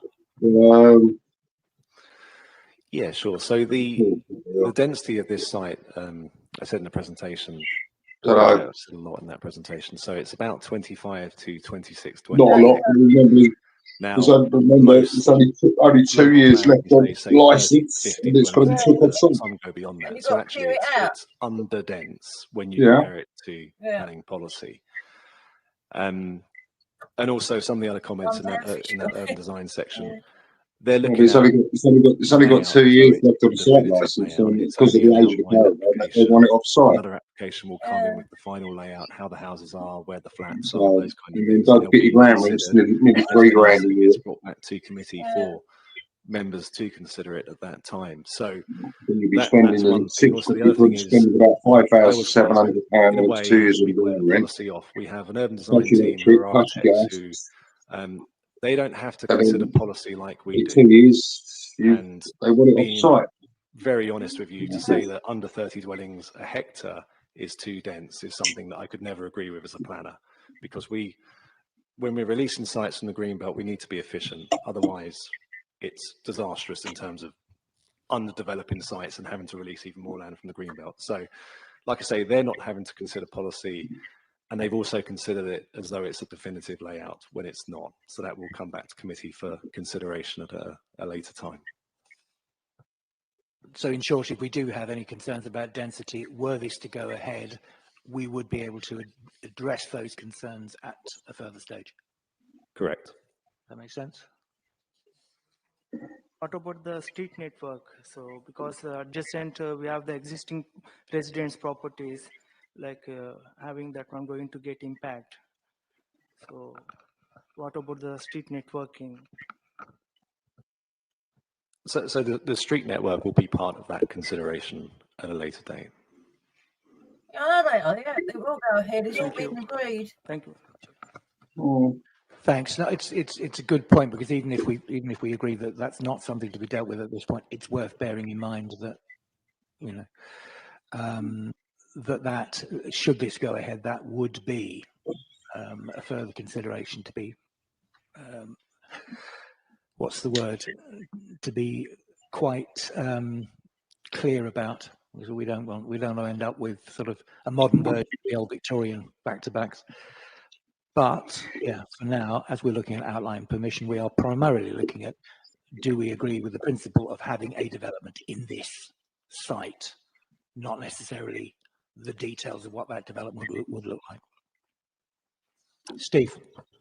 Yeah, and further to what you're saying, because it's outlined, and that's the one thing that sometimes people become misled over, or have done in the past, because they look at a design that actually looks quite nice, but when it actually comes to detail, it's suddenly leapt up to 500 or you know, some other cracker's number. But that happens, and has happened multiple times. As I was saying earlier, the Red Rose site, the hospice got smaller, the number of houses that almost doubled between the beginning and the end of it, and there was always the fallback to viability was the cause of it. So that's the issue with it. It's outline planning, but once you've established the planning in principle, then you've no idea what you're going to have to deal with down the road. There isn't a way of constraining that, is there? Alan? Sorry, the mic wasn't working. There very much is. The application has been Peggy altered. says hello, Glenn. Whereas before it was Sorry? 320, just Peggy stated says 320. hello. I've changed Hello, that to hello. up to and including the 300. So that is the maximum that this permission would give this site, and they would need to come in with another application if they wanted to increase the numbers. But as it stands, if this permission was granted, it limits it to 300.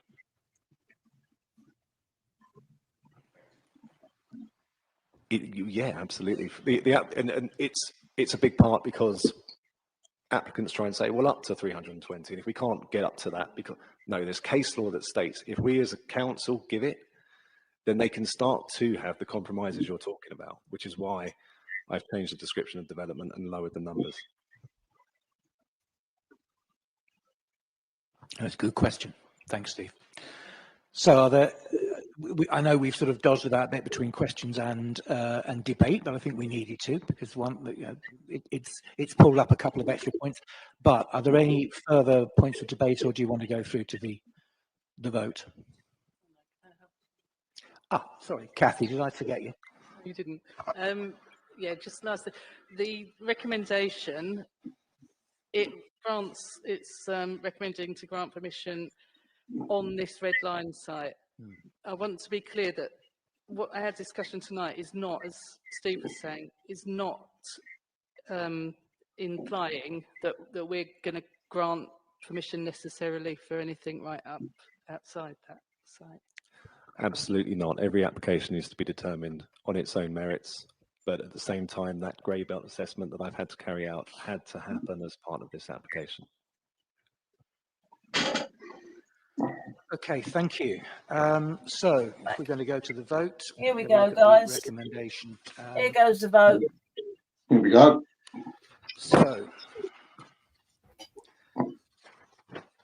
the recommendation is that the Chief Planning Officer be authorised to grant permission for the development subject to those items set out in section 16 of this report. A, completion of the section 106 obligation agreement in accordance with the heads of terms, and B, conditions as we have discussed. Do I have a proposer for that recommendation? Tom. Seconder?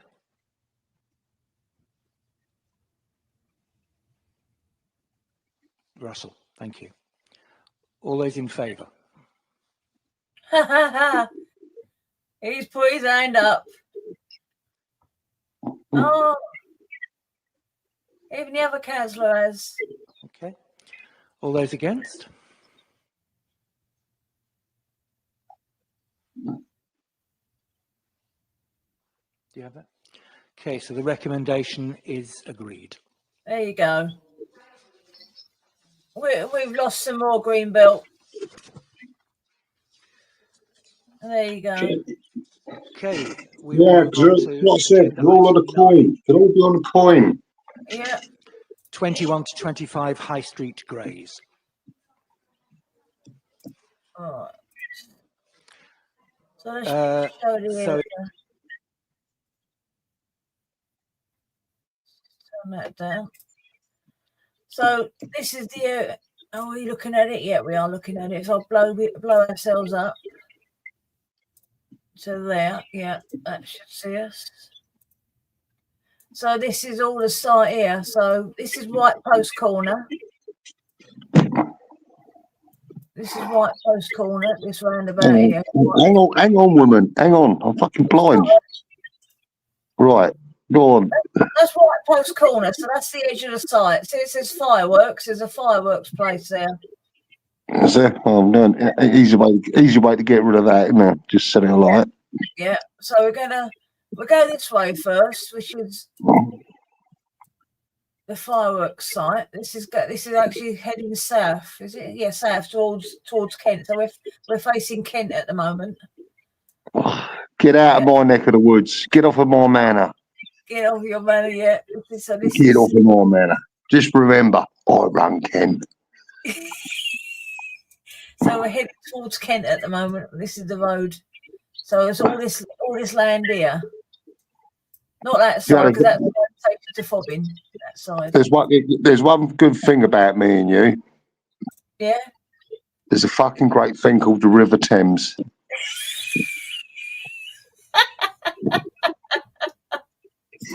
Thanks. Oh. That's all right. Well, I just got to make sure that's gone on to the next one, isn't it? Playing, they're on High Street Graves. I think the next one is the container storage at London Gateway, but we'll carry on about this. So this is the whole site. This is a little gate area there.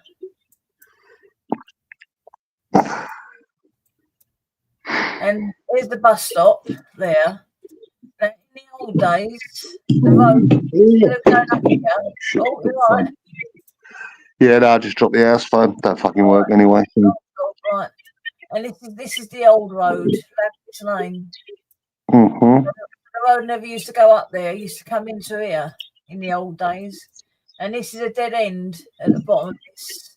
That's a dead end there. Those houses there are dead ends because it takes you up to where the road used to go. Yeah, yeah. And all these houses here are going to back onto the site. So basically, the road used to go down here and into Brampton.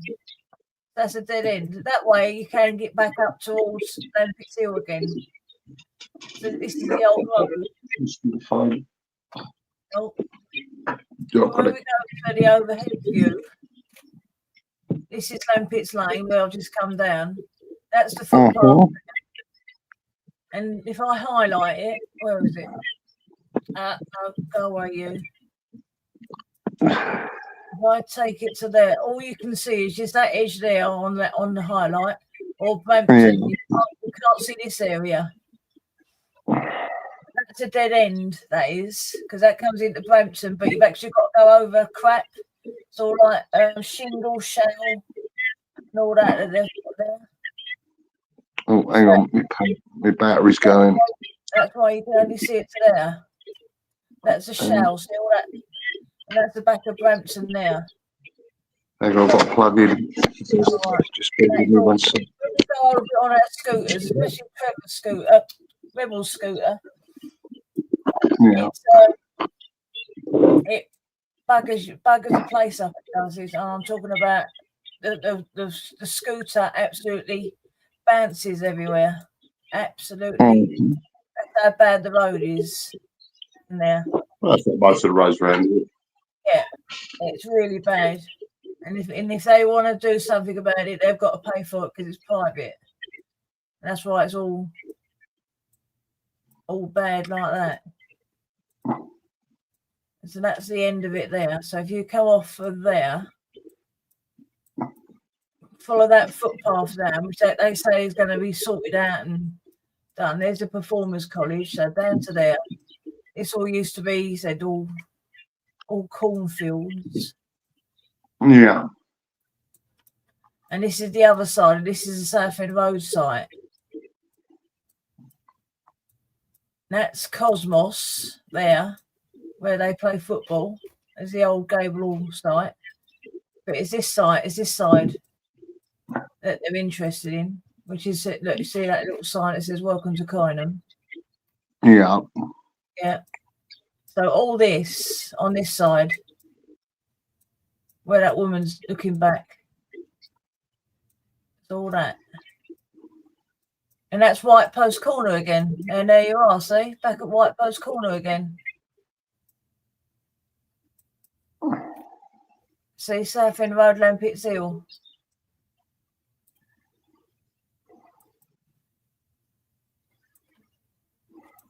See, you got it, yeah? Yeah, I've got it, yeah. Got it, and that's the whole site. That's White Post Corner. This is, when he's talking about the railway line, is that one? Where's the railway line? There. That's the railway line there. Yeah. They want to build on this as well. They want to build on all this area and this area, which is basically Corringham Cosmos, YFC. So that firework place, that's where that's going to go. That's the firework place. So that's going.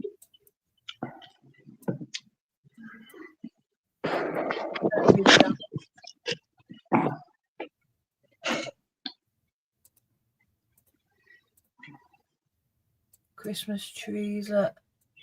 So all that will be going.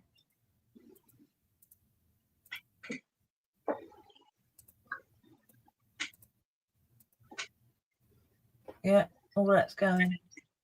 So anyway, that's basically it. So what are they on to now? They're still talking about greys, so yeah.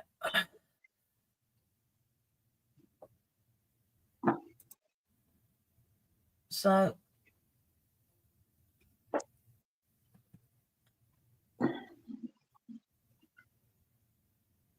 you can wonder a bath. Right, okay, guys, I think that's going to be it because we're still going through greys at the moment. We ain't even gone through to Bellis Park yet, or even a container storage. So I think they're going to have to stop it. They can't carry on after 10 o'clock, can they, or not? No, council meeting, won't they? They asked for an extension earlier, didn't they, to the hours? So. Yeah, exactly. So how long do you think that'll be then, do you think? So, the trouble is when meetings go, it's like when I was on the work events committee. You know, we used to get long meetings, you just lost interest. Yeah. You just lost interest in the meetings and stuff. Yeah. Oh, hang on. Ask Lynn how much he pays for ground rent. And we'll negotiate it, he says.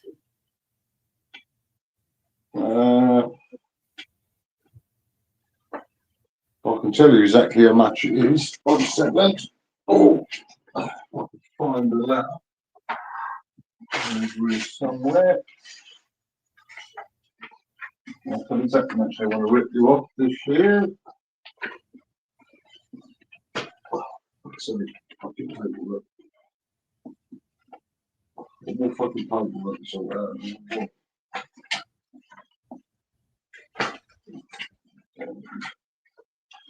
What do they want this year? Where is it?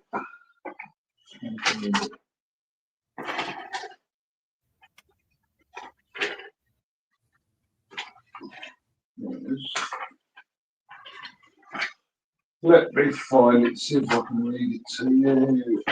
Where are we? Where are we?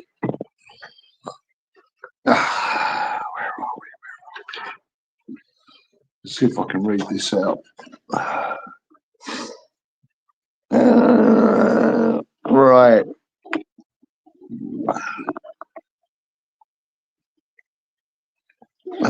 Where are we? They offer different options and they've jacked it right up. So, hang on, I need some light. I'll try it, 1 second, I'm trying it. You talk and I'll try and get your...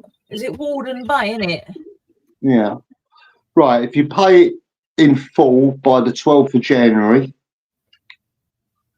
it is £2,972. Wow. Yeah. If you pay it in full, this is paid in full.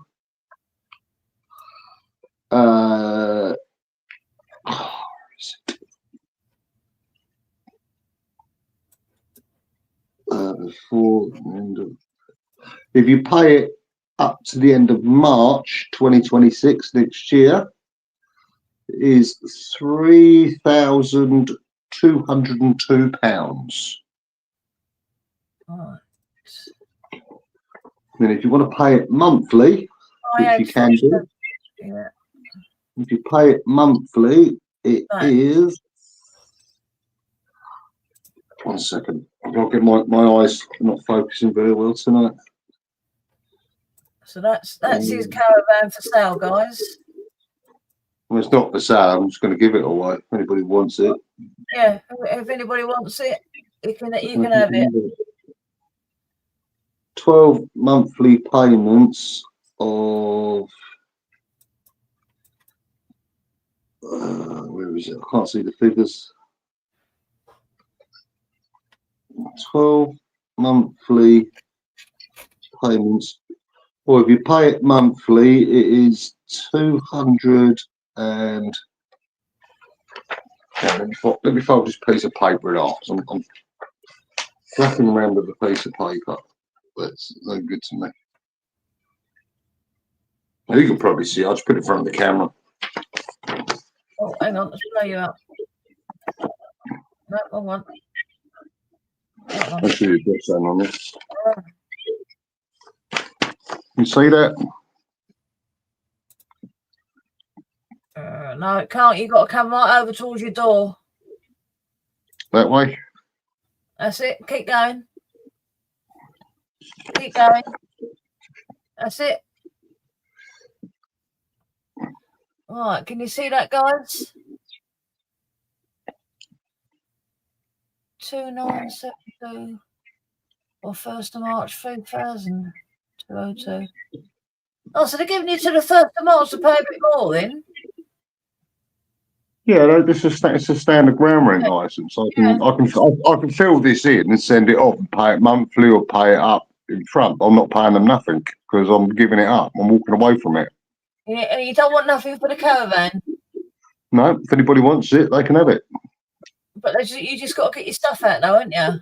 Yeah, I'm only taking what I want. I'm not clearing it out. I'm not going to spend hours down there clearing it out. Well, Rebel, do you want his number? I'll send you his number. But just remember, there's only two and a bit seasons left on it, and then they want it off site because of the age of it. Yeah. I mean, it's a perfectly good caravan. I mean, it's not like the modern ones. It's it's not got double glazing. I mean, a couple of the windows are double glazed, but they got replaced from storm damage. Yeah. It's not got central heating. It's basic. It's just a basic.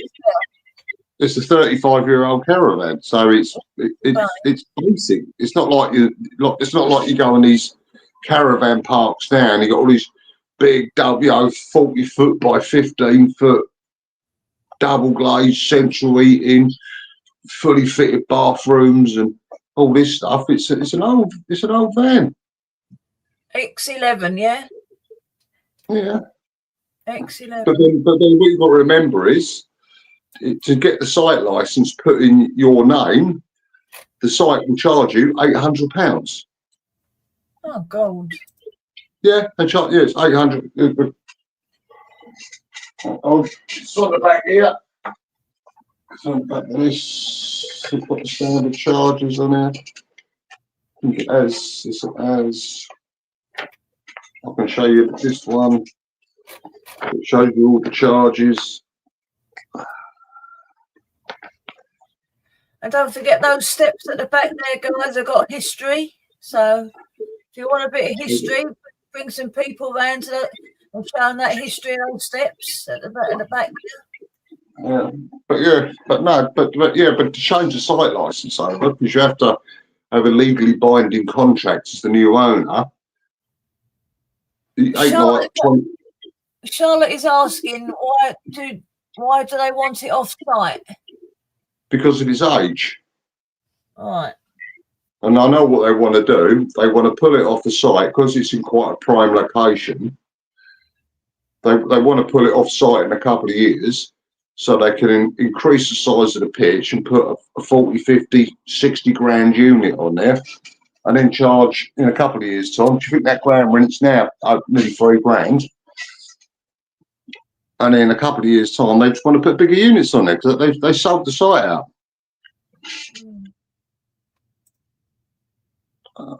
Because the managing company, Wickland Holdings, they've sold that part of the site out, and all they want to do is they want to upgrade it. They want to put bigger units on it.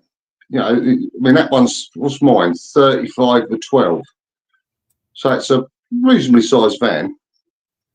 But they want to put the more modern ones on there, the bigger ones on there that they can sell for a bigger profit, and then in a couple of years' time, the ground rent will probably be near £4 grand a year.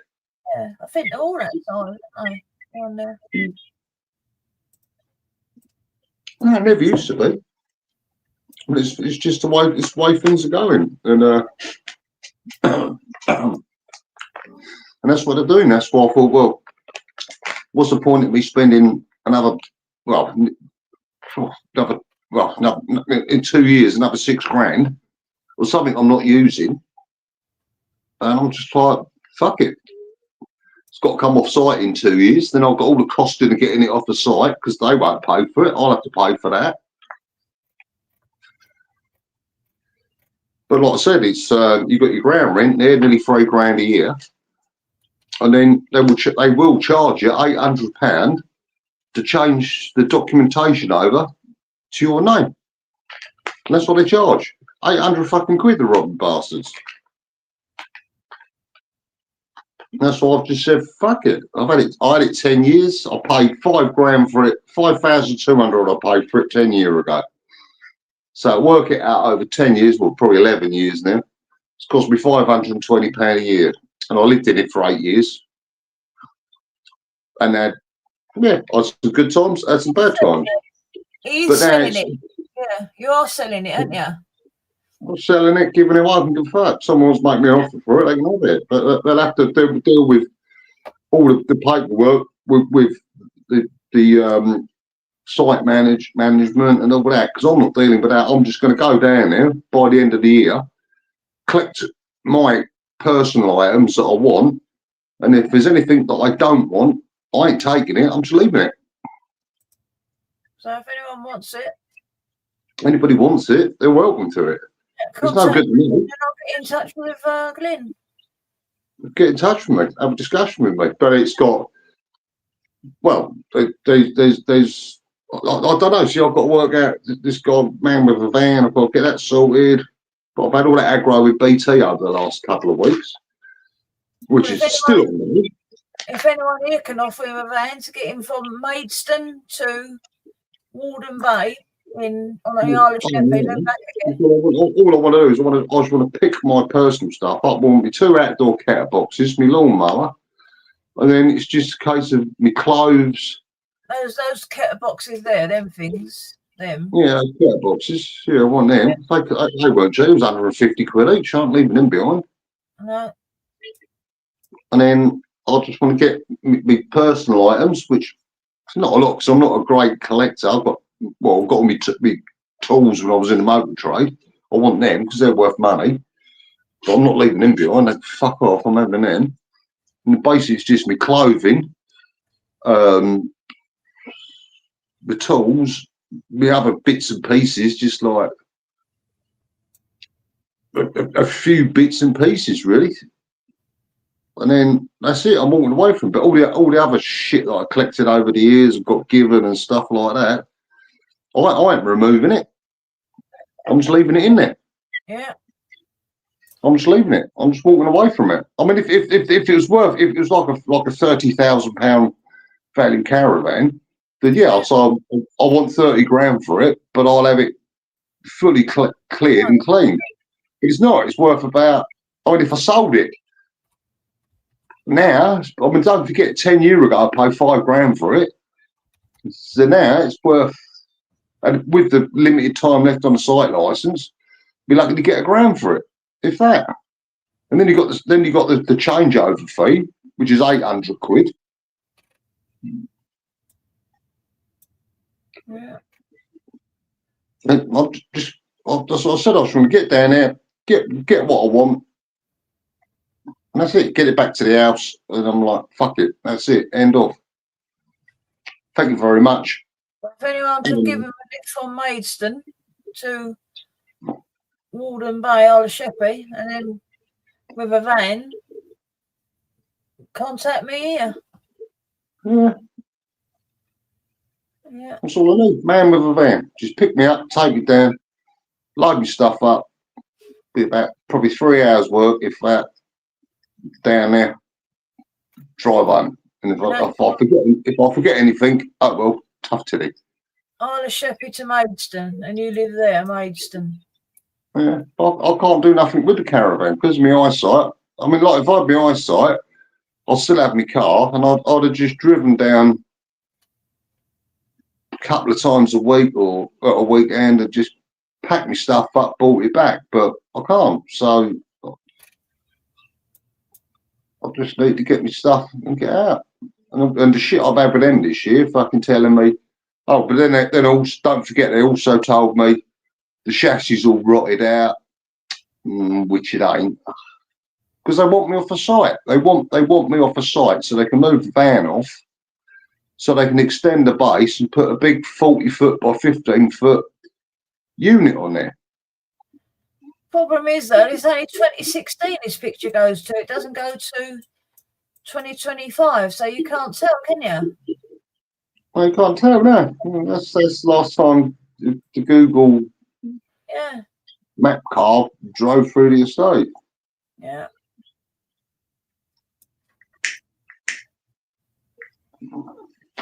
But I had all that aggro of them this year. Oh, it's all we've inspected it underneath and all the chassis rotted. Well, it ain't.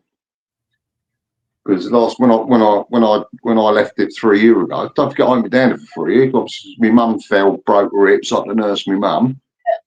So there's no man with a van down in Maidstone you can get a quote from? Oh, there probably is a man with a van. It's just finding it. It's just, but I've had so much going on this last month. It's just, the priority stuff is getting this bloody house phone back on for BT with this fucking digital upgrade they're meant to be doing. And then things have been clicking in place. I'm thinking, hang on a minute. I was sitting thinking that, because I managed to get through to the big honcho at the IT. I've got his first name and his direct phone number. Oh, and I was speaking to him today, and he said, yes, we've had a problem. And he's actually admitted we've had a problem in certain areas of doing this digital upgrade to like standard landlines. I'm like, oh, right, at least I've got an answer. Someone's actually said something. And then I thought, hang on a minute, every time over the last few months, when I've walked down to the local favourite German, down by the church, down the bottom of Rock Road. Yeah. There's a church there, and there's two big green boxes sat there for donkey's years, which are the exchanges, the telephone exchanges. And I was thinking to myself today, hang on a minute, over the last few months, the amount of times I've walked down there in the morning, and there's a BT van there, and they've got all these little cones out, and he's sitting there on the stool poking his screwdriver in there. And then talking to the guy at BT today, who was very, very informative, saying, yes, people could ring you, but your phone don't ring. It'll ring, but because it's not going through the exchange. And I'm thinking, hang on, the last couple of months, every time I've walked down a road, not every day, but a couple of times a week, there's been a BT van sitting outside these boxes with an engineer poking a screwdriver in there. Move your camera to the right, Glyn. To the right? Yeah, to the window. There. No, window, to the window. That is to the window. Is it to the right? Away from your door. I moved it away from my door. You're right in we can hardly see you. Right, try that way then. I can hardly see myself. Obviously the camera's not fucking working. Oh, for fuck's sake. Fucking technology. Right. It's facing your door at the moment. Can't see you. Put it there. What's that like? Yeah, that's it. Done it. Fucking thing. Yeah, but saying, like BT have been, it's just like that light bulb just lit up on my very long hair. And I was like, it sizzled my beard. And then I thought, hang on, I've been down there a hell of a lot the last couple of months with the van parked up on the curb, bloke sitting there in the box doing whatever. I just didn't think about it. Now talking to this engineering guy, he said this upgrade should have took about 15 minutes. Yeah. But it's taken 2 weeks without a phone service now. So I can ring out, but no one can ring in. Huh. And he's explained to me, he said it's been a cock up. He said it's been a cock up. Yeah. It's been a cock up. And this changeover he said they're changing from one digital system to another digital system. He did explain it, but it's above me, and I was like, right. Then when I thought about it, like I said, I thought, yeah, the amount of times I walk down, because I walk to the shop every morning, a bit of morning exercise, Yeah. and get my little bit of shopping. The amount of times I've seen the BT van and the old engineer sitting inside the green box, prodding a fucking screwdriver in here, going, "Work, you bastard, work!" Fuck's sake, getting his fucking hammer, going, "You fucking piece of shit." That's obviously why the upgrade ain't worked on the phone. So, bang, I've got his direct number. He's texted me his direct number. Got his name and his direct number. So, he's now put it priority. And the other time I've spent on the phone today, like phoning my mum's doctors, making sure the doctor. That was 45 minutes to get through to make sure the doctors haven't been trying to call me mum. Because if they ring it, all it does is ring, but it don't ring here. Because of the fault, because of the fault and this fuck up that BT are done, swapping this digital line. Like I said, I just said, that's why now, like, Bing light bulb comes on. How come BT have been so many weeks sitting outside that digital box with the engineer poking his fucking screwdriver in there and blue sparks flying every fucking week? Going, oh fuck, what have I done there, bollocks? So there you go. There's your answer. There's fuck up with the exchange. This IT guy even said to me, he said it's with the exchange. He said it's locked your number out of the exchange. And I'm like, fucking this day and age. I mean, fuck me. I mean, you know, how much are BT worth? Yeah. Yeah, as a company. I mean, you walk up Canary Wharf. It's a fucking great building there. Must have cost them billions to build, but the fucking great sign saying BT on the fucking front of it. Yeah. Well, it's open reach now, isn't it, to do all that? Oh, right, yes, that's what he said. Sorry, yeah, he said it's open reach. Yeah. But they must be worth billions. God. I can't even do a fucking phone upgrade. Why did you go past there tomorrow? Ask him. If he's down there at the moment. Yeah, tell him.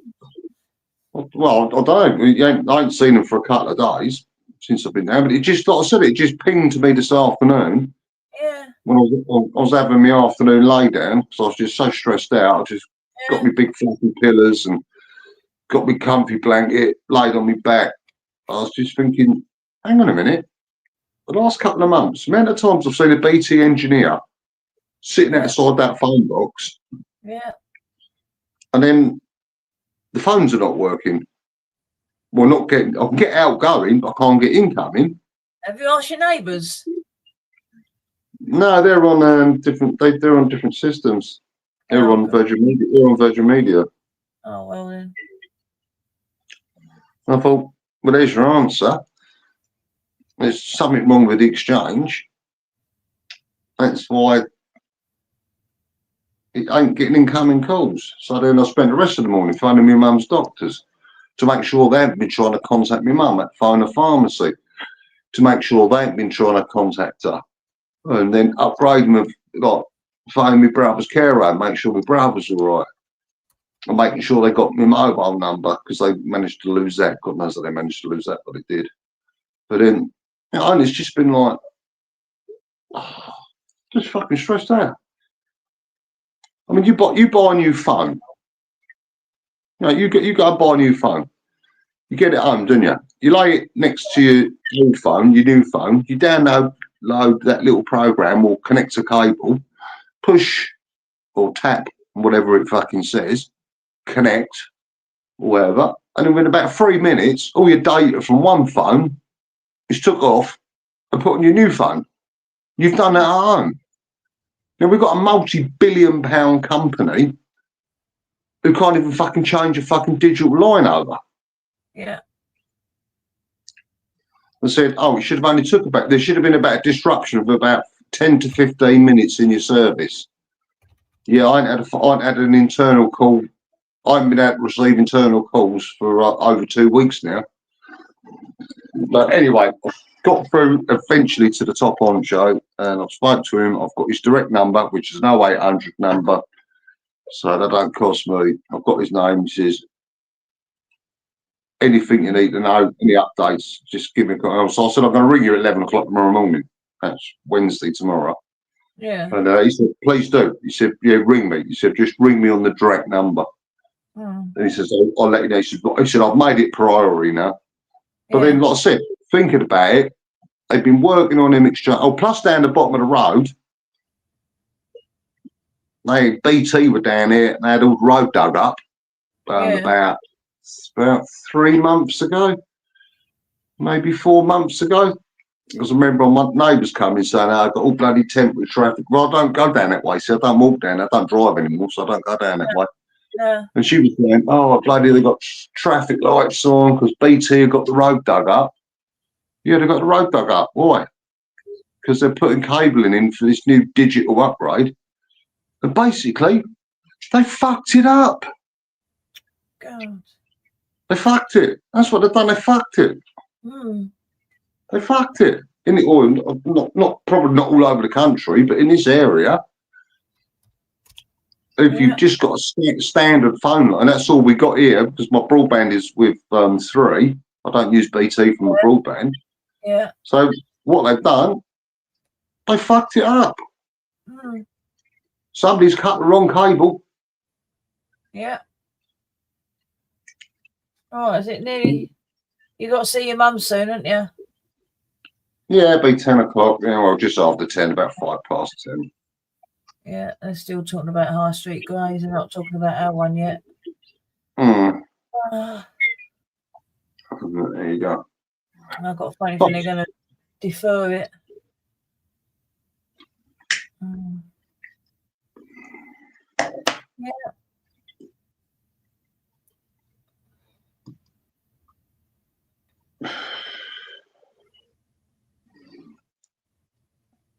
So if anyone wants to try and help you out, then they have to try and get in touch with Anybody you. wants it. Anybody wants it, they can have it. But like I said, I'm only going to clear out of it what I want. The rest of the stuff in there, I'm not even going to dispose of. It's just going to fucking stay there, and then you'll have to legally transfer the ownership over. But it's going to cost you It's going to cost you 800 quid to do the paperwork. That's what they charge. It's on that yellow piece of paper. I can WhatsApp it to you tomorrow. Yeah. The charges, it's £800, and then you're looking at nearly £3 a year ground rent, and you've got 2 years left, and then it's got to come off site. Yeah. So if you want to spend what, I don't know, nearly £7 plus any clearance costs and cleaning costs, so you're probably looking at about 10 grand for a caravan for 2 years. Yeah. Your choice. Personally, I wouldn't. No. Walk away from it. There's plenty of caravan parks down on the island. Yeah, but you can't leave all your stuff there, though, can you? That's what I'm saying. You've got to get all your stuff out, haven't you? Yeah, what I want. Yeah.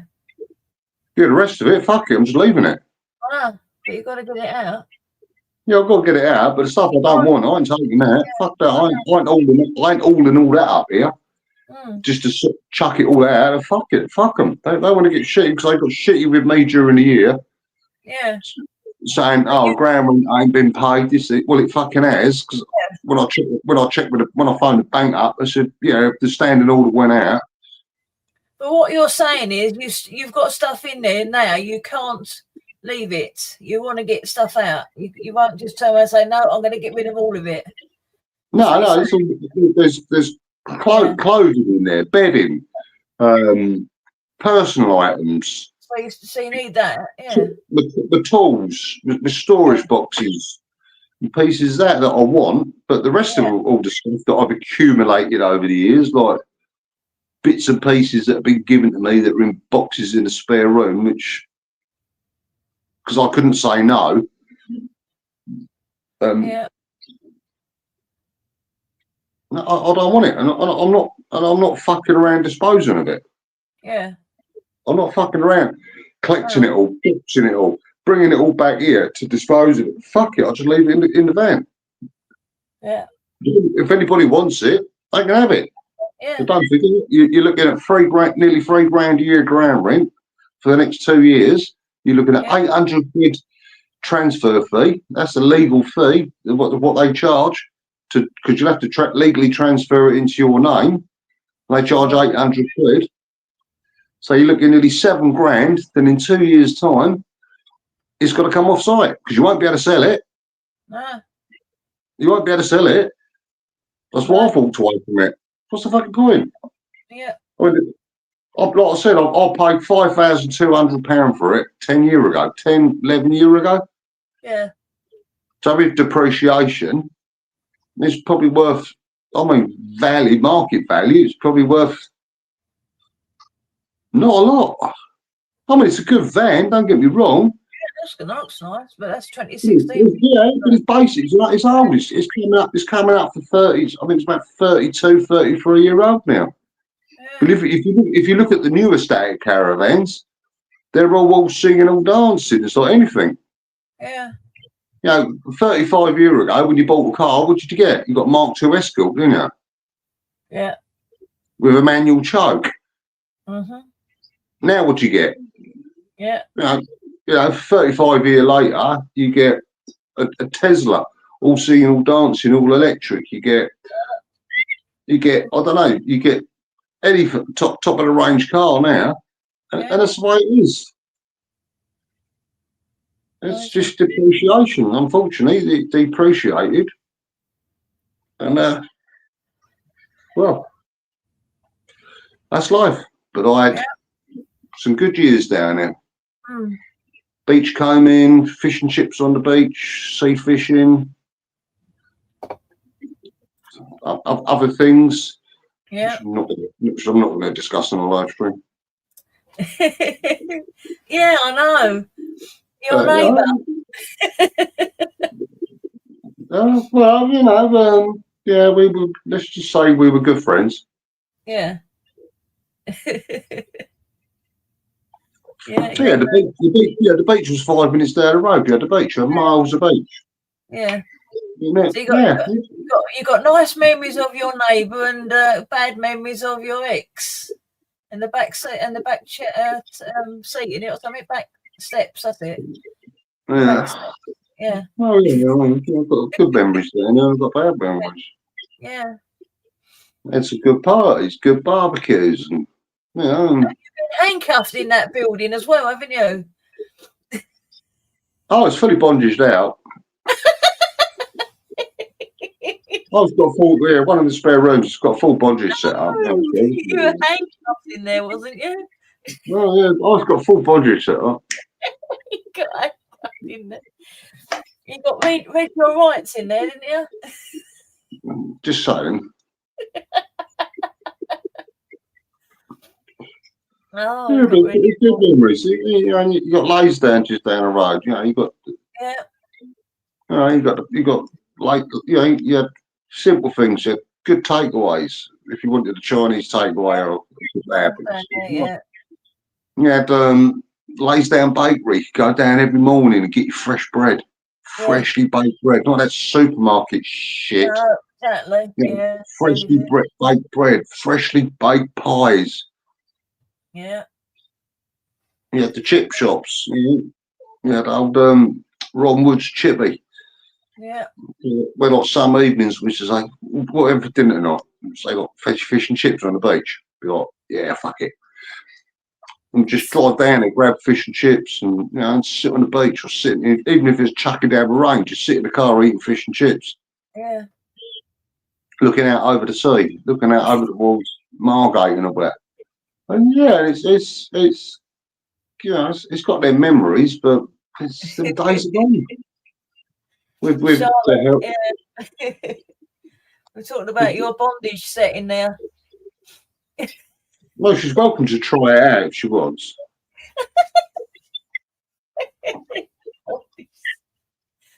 Yeah.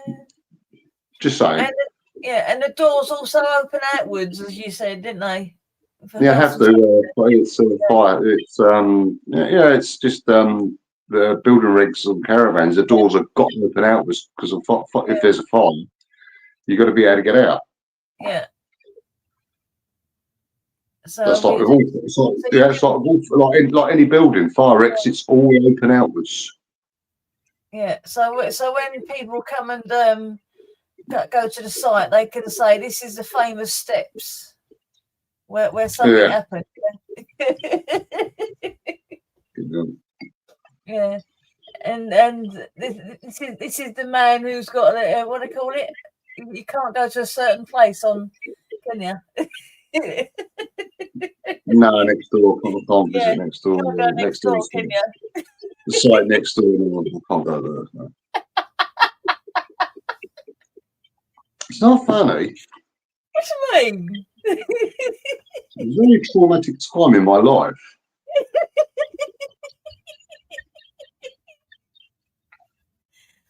Oh God. But yeah, so it's nice location down there. How long does this last, this exclusion zone? What exclusion? What? The caravan? Yeah, no, you. How long can you not go into that other person's place? Oh, I don't know. Can't remember now. Oh, right. Not interested. It's been 2 years, isn't it? But yeah, it's lovely there. It's nice down there, Walden Bay Lane's down. So you got the beach to hand, you've got everything. You got post office, pharmacy, DIY shop that sells just everything. No, if you want pack of screws.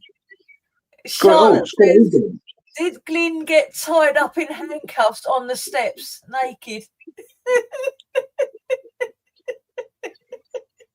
No, she was naked. Wouldn't surprise me after one few drunken Saturday nights. It wouldn't surprise me. Oh, Glyn gave his neighbour one over the steps. Oh God. Can someone tell me what happened on these steps? Well, there's a court case involved.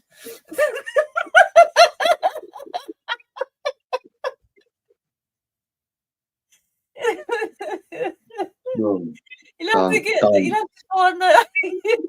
people in to find out the famous steps.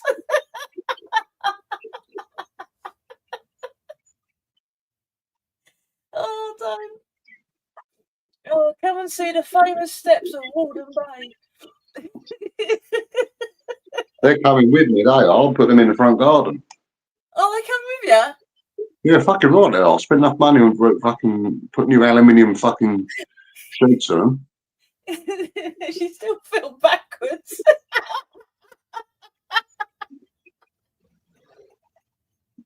See the cost for me, Rally? Fucking hell. Oh, God. Oh, Right, what's 10? Gone 10. Right, I'll be back in a sec. Right. Oh, Just got to make sure my mum's self and I shall be back. Oh. I shall be 10. Oh, I'll be back. Oh.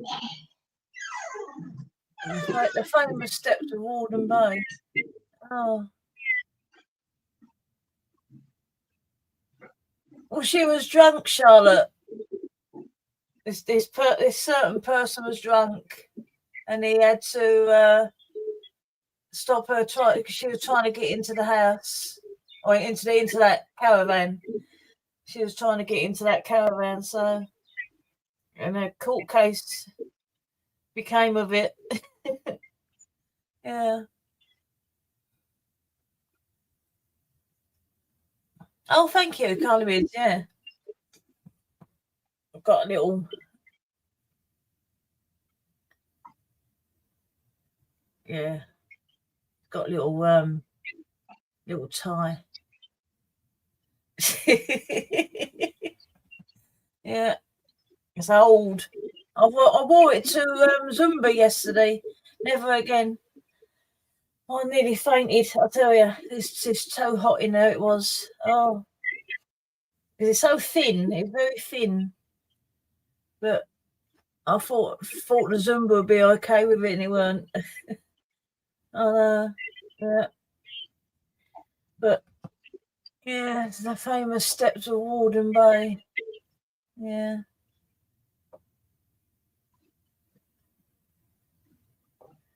Yeah.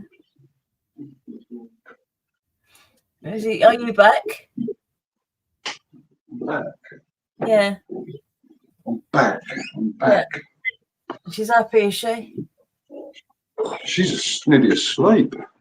Yeah. Oh, right. She No, must have Dex gone. up in the street. Wow. She must have settled down early. Yeah. Well, it's 10 It's normally, past. normally 10 o'clock's a witching hour, but she's tucked up under her duvet, so make sure she's tucked up. Yeah. Well, it's warm enough, it's not cold, so. Yeah. So no, she's tucked up. She's got a bottle of water.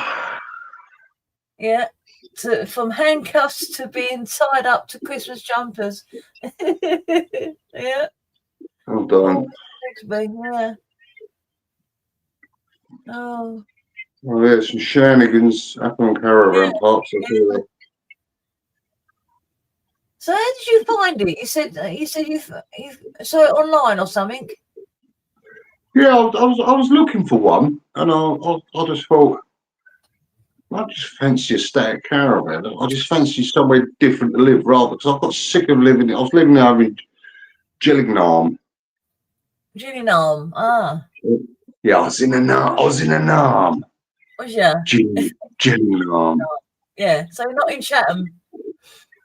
No, I won't fucking go nowhere near that fucking place. Not even if you fucking paid me, I won't go near it. Even if you give me a free pass on the 101, I'd say no thanks. I'll wait for the 332. I'll get off down at bottom Balmoral Road, get off at Gillingham. Oh. No, I'm going to. Well, you saw that video, didn't you? That bloke done that video, didn't he? Yeah. In the Nam. Yeah. He done that one at Chatham, one at Stroud, one at Gillingham. Yeah. Gillingham. The only decent thing about Chatham is the fucking train station when the train leaves. The dockyard as well. Well, you got the dockyard. The dockyard's all right. Yeah, that's brilliant down there. Yeah, if you ever come to Kent, peoples, and decide to actually brave it and go to Chatham. One, make sure you got your mobile phones in your pocket. 2, make sure you got your purses in the way. 3, make sure you're wearing a stab vest. Oh. 4, don't frequent any of the pubs. But then when you get to Chatham Dockyard, it's a bloody good experience. All right. Let's put this on so everyone can see it. What? The Nam? No. Chatham. Chatham is the spiritual birthplace of the Chad. Let's check it out. The first thing to say is if you're going to live, you better have a quad or a dirt bike because the roads are fucking atrocious. I used to be a cult leader back in Bangladesh in the 90s and they had better roads there. It also seems that the town has no fixed rubbish collections and that you just throw it out of your window and hope that the wind blows it away. I was told that I should visit the upmarket Luton Arches area. Apparently there's a lot of regeneration going on. But all I found was these 1960s Bolshevik-style tenements. One local resident told me they've been putting Hamas flags on the roof in the hope that the Israelis will shell them and they'll get rehoused. I used to come to Chatham High Street in the 80s when it was thriving. There was always a cone on his statue's head. And they're still doing it today, which is pretty mint. And it's also great to see that the locals have maintained a very strong link with God. As you can see by this wonderful little mosque that I spotted just on the outskirts of town. Super cute.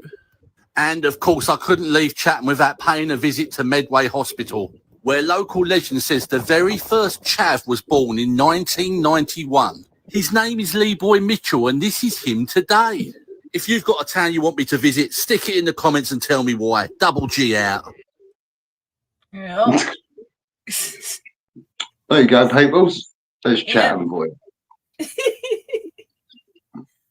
Oh, it's got a wimpy though. Come on. I don't know. I've never been in it. No, I have. Really nice. And I've been in the McDonald's there as well. In Chatham. Load of chat. I've been in the Wimpy there and the McDonald's and one in Strood Wimpy I've been to.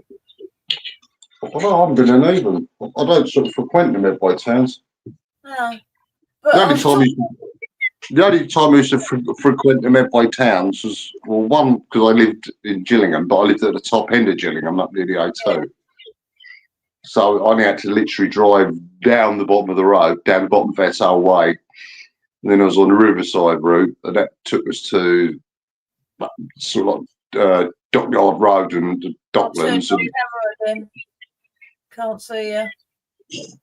That's What's it. that like? That's it. So I'm leaning forward. Hang on, let me just move that around. And then there was there was an Audi up on the A2 before you get to Chatham Hill. So I used to go there, but if we went into the Narm, I was only going to Priestfield Stadium and watch the football. All right. So that top end of it was all right, but for Chatham, oh God.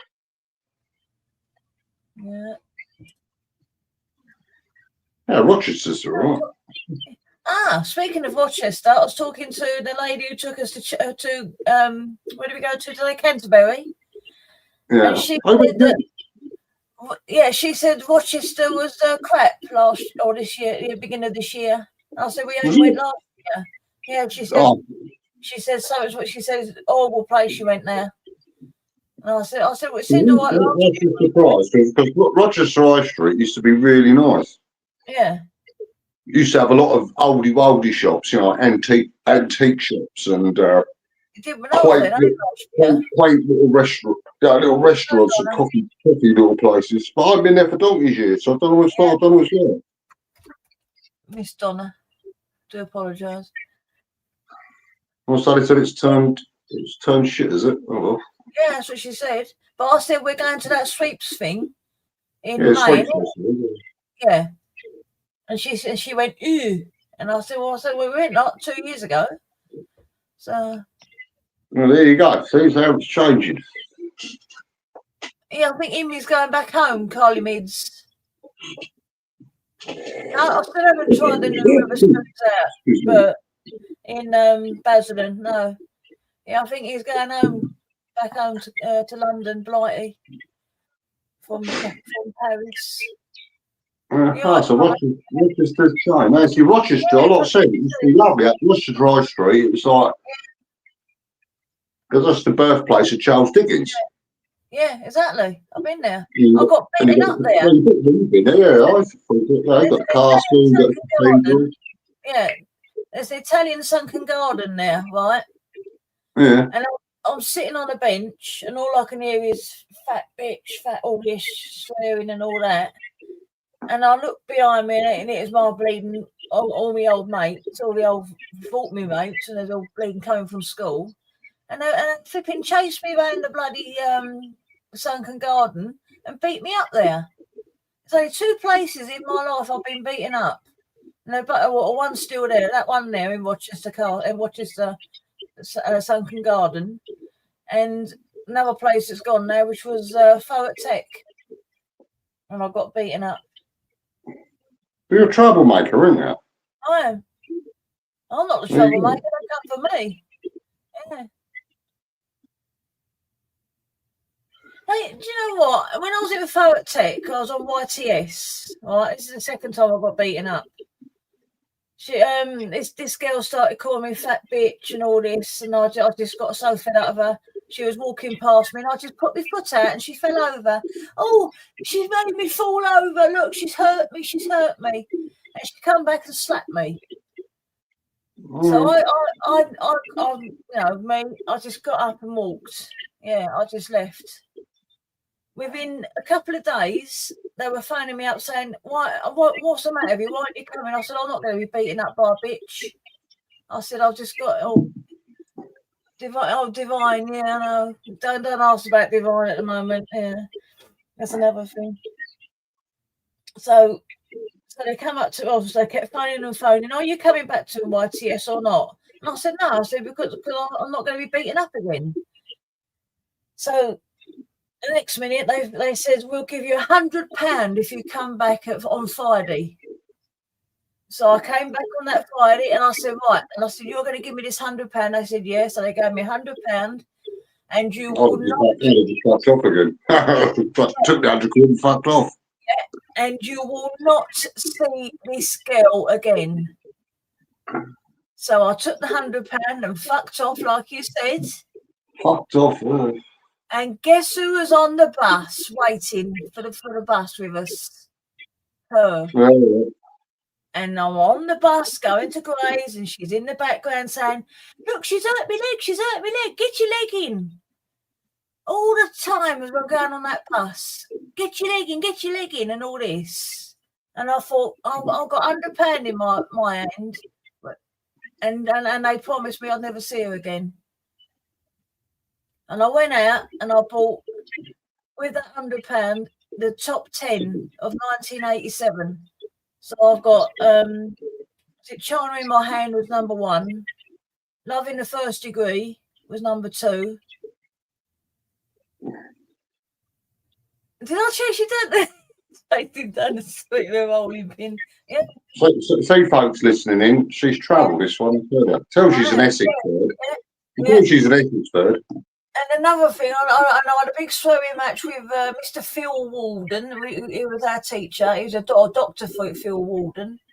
And that's another bloody thing. They all turn about bloody kids saying, oh, they can't take it today and all that. We've got to look after our kids and all that. We was in a fucking demantable when Chernobyl went up. So don't turn around and say to me, oh, they've all got to be looked after now. They can't take it and all that. We were sitting in a bloody demantable, which is only like a little shed, isn't it? A demantable. Mm. Yeah, when they turn around and says, close your windows up, do everything to stop Chernobyl.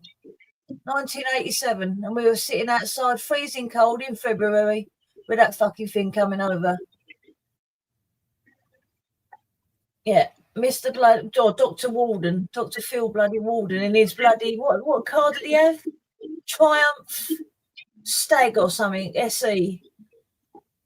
Bloody thing. It's Triumph. No, Triumph Dolomite, that was it. Dolly, 1850 Dolly Sprint. That's it. Triumph Dolomite SE, that was it. Yeah, my mate's brother had one. It was British Racing Green. Yeah. No, this was a special SE version, so it's black and white. It had the all the silver stripes down the side. Oh, right, yeah. Yeah, he had one of them. Little Dolly. Yeah, Louis should have gone right old school because Louis should have gone with him. Yeah, to London, to Paris. Yeah. So, look, that's only 2 times in my day's been beaten up once. He got beaten up in a dip by the righties or whatever their name was. And I've been beaten up twice. I've only had You've been beaten up, haven't you? Once, yeah. I'll give as good as I fucking got. Mm. And most of the other injuries I've caused myself is when I've been walking around pissed and falling over. Yeah.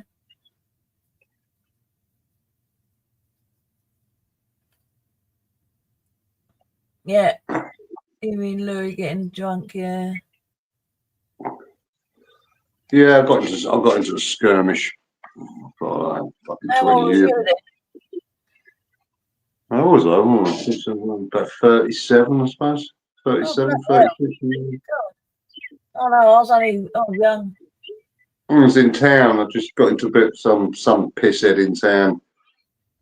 was in a pub, started fucking giving it all the shove. I said, look, fuck off, mate. Not interested. I said, look, just fuck off, mate. Not interested. He kept going, you want some? And I just turned around and went, fuck it. I just lamped him out fucking cold. And I didn't keep my eye open because his mate fucking lamped me, fucking put me down and laid down. I knocked him out. Fucking, he was on the fucking floor, fucking like shaking. But I just didn't keep my wits about me. His mate lamped me, fucking put me down a bit, then fucking booted me straight in the fucking face, smashed all my fucking lip open and everything, nose. Jesus. I still got my kebab on the way home. Just the old chili sauce was just a bit diluted with blood, but still tasted all right. Still ate it. Diluted with blood. Oh. Just woke up the next morning and thought, cool, my face feels a bit sore. I looked in the mirror and was like, fucking hell, what happened to me last night? Then it all come flooding back, and I was like, oh, you know, my shirt, I took off. I was like, all my pillow was covered in blood. I got my shirt off from the night before. That was all covered in blood and chili sauce and bits of lettuce and diced onion and kebab meat. And I was like, fucking hell. Kitchen floor was all covered in blood where it was fucking dripping at me fucking nose. I was like, oh, it's a good night. I had a good night. Crying here. Oh, stop it. Yeah, can't kick me straight in the face, got me straight on the lip and in the nose. Fucking smashed all me fucking, put me lip into me fucking teeth and all me into me fucking nose. And we fucking, two days later, I look like a fucking panda. Oh, stop it. Oh, don't be sorry. Oh, God. Yeah, 2 days later, walking around the high street doing a bit of shopping on a Saturday afternoon, looking like a fucking panda. Oh. But yeah, started kicking me. Oh, stop it. I've had fights, but I've been luckily enough. I've been trained in self-defence and stuff, so I could sort it. But that night, I just said, well, too much beer. And not enough wit. Not enough shit. At least I got the first punch in. Not the last. Then I got took out and given a right fucking kicking. Shit happens, doesn't it? Yeah. You get over it. Oh, God, it. Oh. Yeah, so it's quite, yeah. You know, standing on my service counter, booking people's cars into service with 2 black eyes and a broken nose and swollen lips. That looked like a fucking Botox fucking session had gone totally wrong. Well, never mind, eh? Was in Canterbury today and went past the army place. And so Dave said, do you want to join it? I said, well, it's up to you. So I nearly went in there and said to him, look, I said, Dave keeps going on about this square bashing. So you've got to do square bashing first, don't you? Well, sort of. Yeah. I didn't even know anything about square bashing and all that, so. Yeah, I know about square. Fuck me, I'm bashing that fucking pro squares in my time. Yeah. Yeah, you sort of do it. It's sort of part of your training. You sort of. Yeah. Your initial training, getting used to your kit, and then it's getting used to you do fitness runs to check the level of fitness, and then you get allocated from there, and then you have different courses. You know, you get ironing clothes. Fucking. Right. Yeah. So I'm wondering. I think the ITV was there today because I saw a big giant TV camera and a couple of blokes hanging around, and I said, "What, BBC?" And I went, "No, independent." I said, "Bloody right too," but I think they meant independent TV. I don't know what they were doing then. So Probably a video for something, but it's outside the Army Careers Office. So Desperate to get people in these things. Everyone's all leaving, aren't they? Man, soldiers that are leaving these days just saying fuck it. Yeah. But the problem is that there's 3 Christmas markets, and we could only attend 2 of them because the other one was behind a paywall. And do you know what the paywall was? No. The cathedral. You had to pay to go in there. All right, they're charging getting in there. If you come to Canterbury Cathedral, last time I went, well, I mean, God, talking fucking 20 years ago, you used to just be able to walk in there. Yeah. I didn't charge. Big oval gate, you got to go through to it. They didn't charge. You should just be able to walk into the cathedral. And walk in. It is very impressive, Canterbury Cathedral. It's yeah. You see it from afar. Yeah, I don't want actually inside. It's very, very impressive. And I'm not a religious man or a religious person. No. I don't follow no religion, but I do love cathedrals and the architecture. Yeah. I just love it. Yeah, they're still talking now. They're talking about Bellis at the moment. They're still going to council meetings. Still bloody going. Because they've got to talk about DP World yet. I bet some fucking people. What's DP World? Old Shell Haven site. The container site, isn't it? Used to be Shell Haven. I don't know. I don't live up your way, do I? Don't you remember Shell Haven? The big oil plant used to be there. Oh, yeah. Sorry, yeah. That you mentioned it, yeah. Yeah. Like we had on the Isle of Grain here. We used to have Shell. I think it was Shell. But that's all gone. Yeah, I can't believe you said they blew. You said that as a landmark. You said that big chimney. You said you had. Yeah, that's that was Kings North Power Station. Yeah, and you said that was a landmark. Was. All right. You can see Google it from anywhere. Google it, find it. Kings North Power Station chimney. Yeah, and you said it was a big landmark, wasn't it? See it for miles. As soon as you come out of where I live, get to top of Bluebell Wheel, get over top of Bluebell Wheel, get on Rochester Way. Sorry, Rochester. And you can see it. Rochester. Remember, it's Rochester. Oh. Where the girl was there. Oh, I'm going to arrive at 12:25. I promise I won't be late. Yeah. You mean I'm going to arrive instead of coming? Yeah, he's going to. Yeah, that's what I do. I'm going to arrive at 12:25. I promise I won't be late. I will be on time. Oh God. Oh. Yeah, but yeah, Kings North Power Station. That chimney, that blue top chimney, that was just a landmark for miles. Even the people navigating the boats, like the small, not so much not the big ships, but small ships, used to use it as a navigation point. Yeah. And then when they decommissioned the power station, there was a big thing to leave the chimney standing because it was a landmark. Yeah. No, they blew the fucking thing up. Oh. But it wasn't a small chimney, I'll tell you. Fucking massive. I can see it. Nice doggy.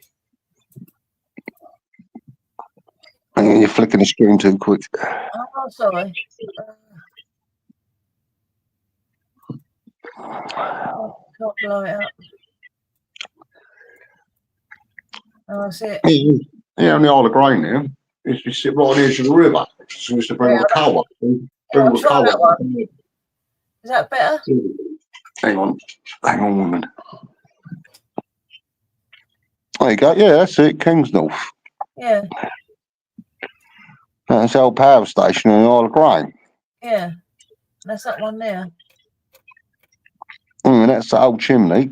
There you go. There's the river. And then you see it on there. Yeah, and you call it the Mudway. You call it the River Mudway. Yeah, it's a mudway. Yeah. Well, it's the Medway, but we call it the mudway. Yeah.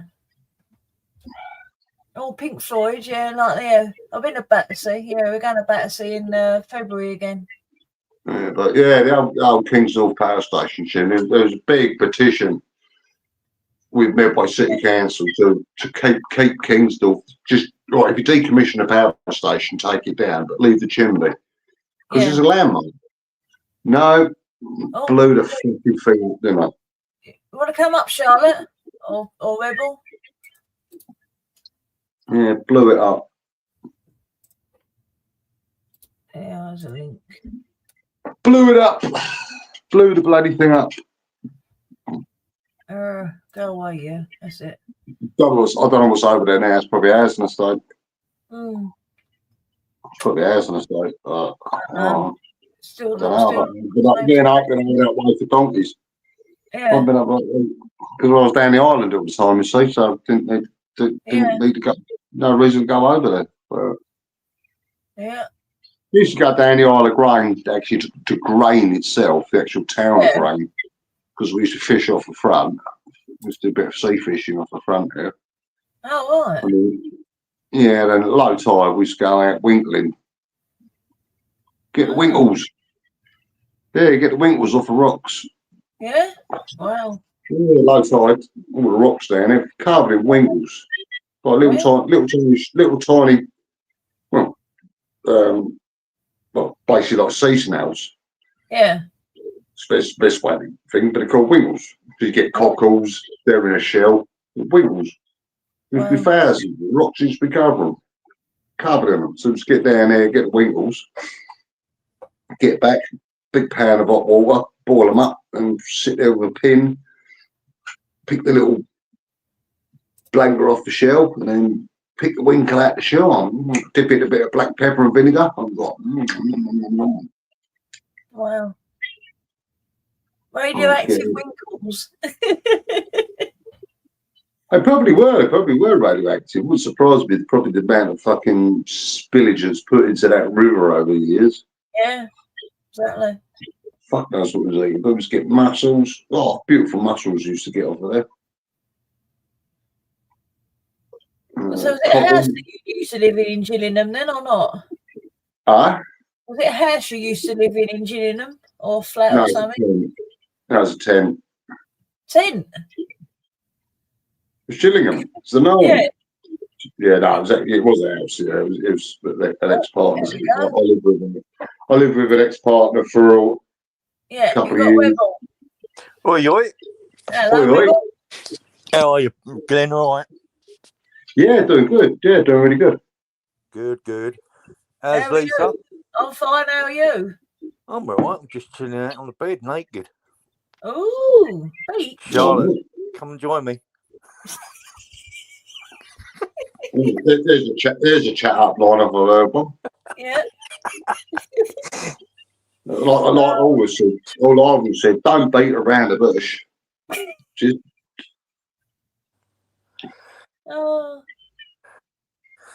radioactive winkles. Please, have you tried that new Weatherspoons out yet? No, I said no, I haven't got down to Basildon yet. I do apologise. Don't apologise. I was just asking. Just wondering. No. I know it's had its window smashed a few times. I know, yeah. But from the outside, it looks okay. Yeah, I've seen the pictures.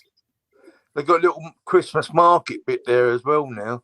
Yeah, well, I have to get down there. Yeah, it's not massive, like it's like all the hot dog stalls and shit like that. Nothing like Christmassy though. Yeah. But that development what's going on down here is the actual guy who's actually on Thurrock Council bit. Yeah. It's the same geezer. Yeah, that new area what he wants to do, where McDonald's used to be. I know it. Yeah. Bloody unbelievable. Yeah, and he wants to make it 3 stories higher, Bird. Yeah. Yeah. Bloody stupid. And yet they can't even sort out Is it Brook House? That's leaking. Exactly. Yeah. It's like they've done that place down at what flooded down at Tilbury. Yeah.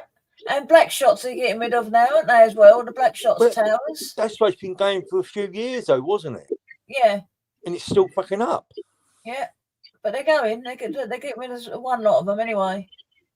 Bloody stupid. They've said that with the idea that there's like certain housing estates around this area of town. They said, "Oh, we're going to regenerate it. We're going to all the 2-story flats. They're all going to come down and go. Yeah. And we're going to regenerate it, rebuild it. And guess what? They're still doing, isn't it? Yeah. You read what Oh, Charlotte says? No, I can't read it, can I? Oh, no, for Rebel. You got your handcuffs ready Anything for you, Charlotte. and taking the spoons.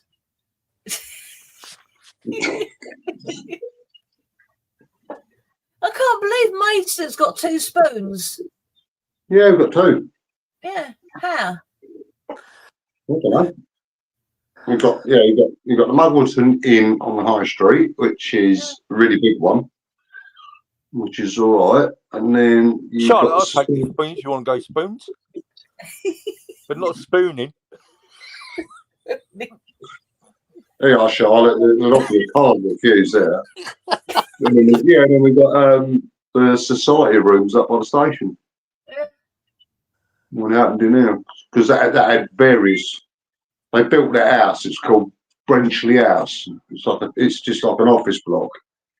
Yeah. And it had like a big underpass area, and they built it, and that was about it. There was hardly any businesses went into it, and there was a few little like shops that opened up on the open space underneath that didn't stay there long. And then going back, I don't know, 20 years ago, Weatherspoons acquired that part of the site and built the pub called Society Rooms. Ah. Yeah, it's all right. It's all right. It's a nice pub. I ain't been there I ain't been in a pub for about 3 years since I last went to a pub.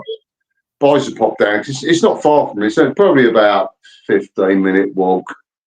It's not far. But I just popped down there for a beer. It's all right. Beer was good. And it was nice. I've got DP World on there now. So I don't know if you want to hear it. Who? And talking about DP World. acceptable, Oh, mainly they due to fuck materials off. that will be Money used for on crowding, bastards. and also the location The itself. amount of money All they technical plowed matters in have been to that site is addressed through unbelievable. the submission I know. of some supporting assessments and have been secured via planning conditions.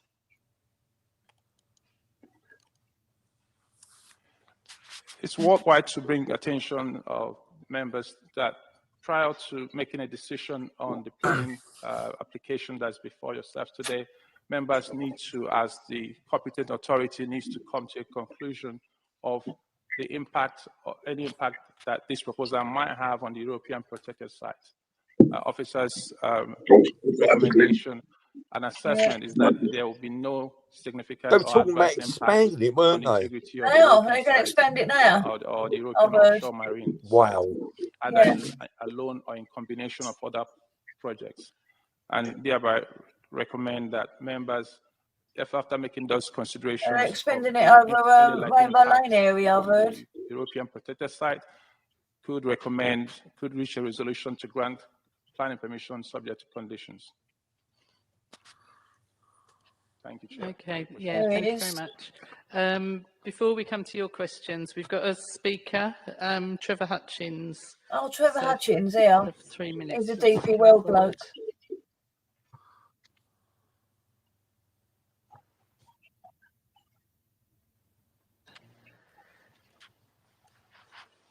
Wow.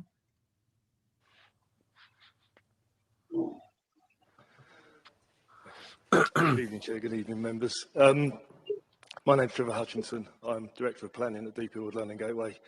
I registered to speak just to give a sort of brief explanation of the operation of the port, recognising it's very complex, as is the interaction with Box Bay, and to give you guys the opportunity to ask any questions of me if you had any relating to the wider operation. Yeah, I've met him as well. Box Bay is proposed to improve the efficiency Is you of want the to wider talk London to? Gateway container port in Yeah. light of market trends I've met him related to before. container dwell times. Just to explain that, in the last few years, and certainly since COVID, shipping lines, obviously, we would have a full container that would go out to usually a warehouse come back empty to be collected by a shipping line. The shipping line's trend now is to leave it with us for a lot longer than they used to. That works out efficiently for them. They do a large collection in one go rather than mixing them with other full containers on ships as they go around. An elevated number of empty containers within the port stacks results in the requirement for handling equipment to undertake additional movements to load laden containers for onward transport to whether it be a ship, a train, or an HGV. And just to give a crude example of that, if you've got a stack of 7 containers and your full container is the fourth one down, from the top. So you've got to move 3 empty ones, then move the laden one onto the ship or the HGV. This is what Robin does in Tilbury, Rebel. Oh, is that what he does? Yeah, he does all the stacking, doesn't he? He's on that train thing, though, isn't he? What goes Yeah. across. Yeah, he's on one of them. Optimising the utilisation Bloody of hell. Same thing that happens in DP World. resulting in reduced ship route or HGV load times, which is really the benchmark for the performance of a port, particularly with the customers. I welcome any questions. Mind you, I was looking at a storage unit down in Grays. Thank you. I think that has helped clarify. And the like, purpose just to of store it. some stuff up. Is there any questions some for our decluttering. speaker? Yeah. It's a big blue storage company, it's called. Yeah, I know it, yeah. They wanted, it worked out 25 quid for a month. A month, yeah. The height of it's 57 metres. And it's only a little fucking room. Yeah, same as mine. Mine was £12 a month when I did it back in the 80s, no, 90s. Yeah, like 98, 99. It is a big money making scheme, like Carl Minter just said. Yeah, it is. It will be a The bloody grey big ones money that scheme. stand across a stack, I don't know, but the stacks themselves would go up to 35 metres, so they would be slightly Yeah, higher. stacks 35 metre highs. So you'd see Wow. them from our road.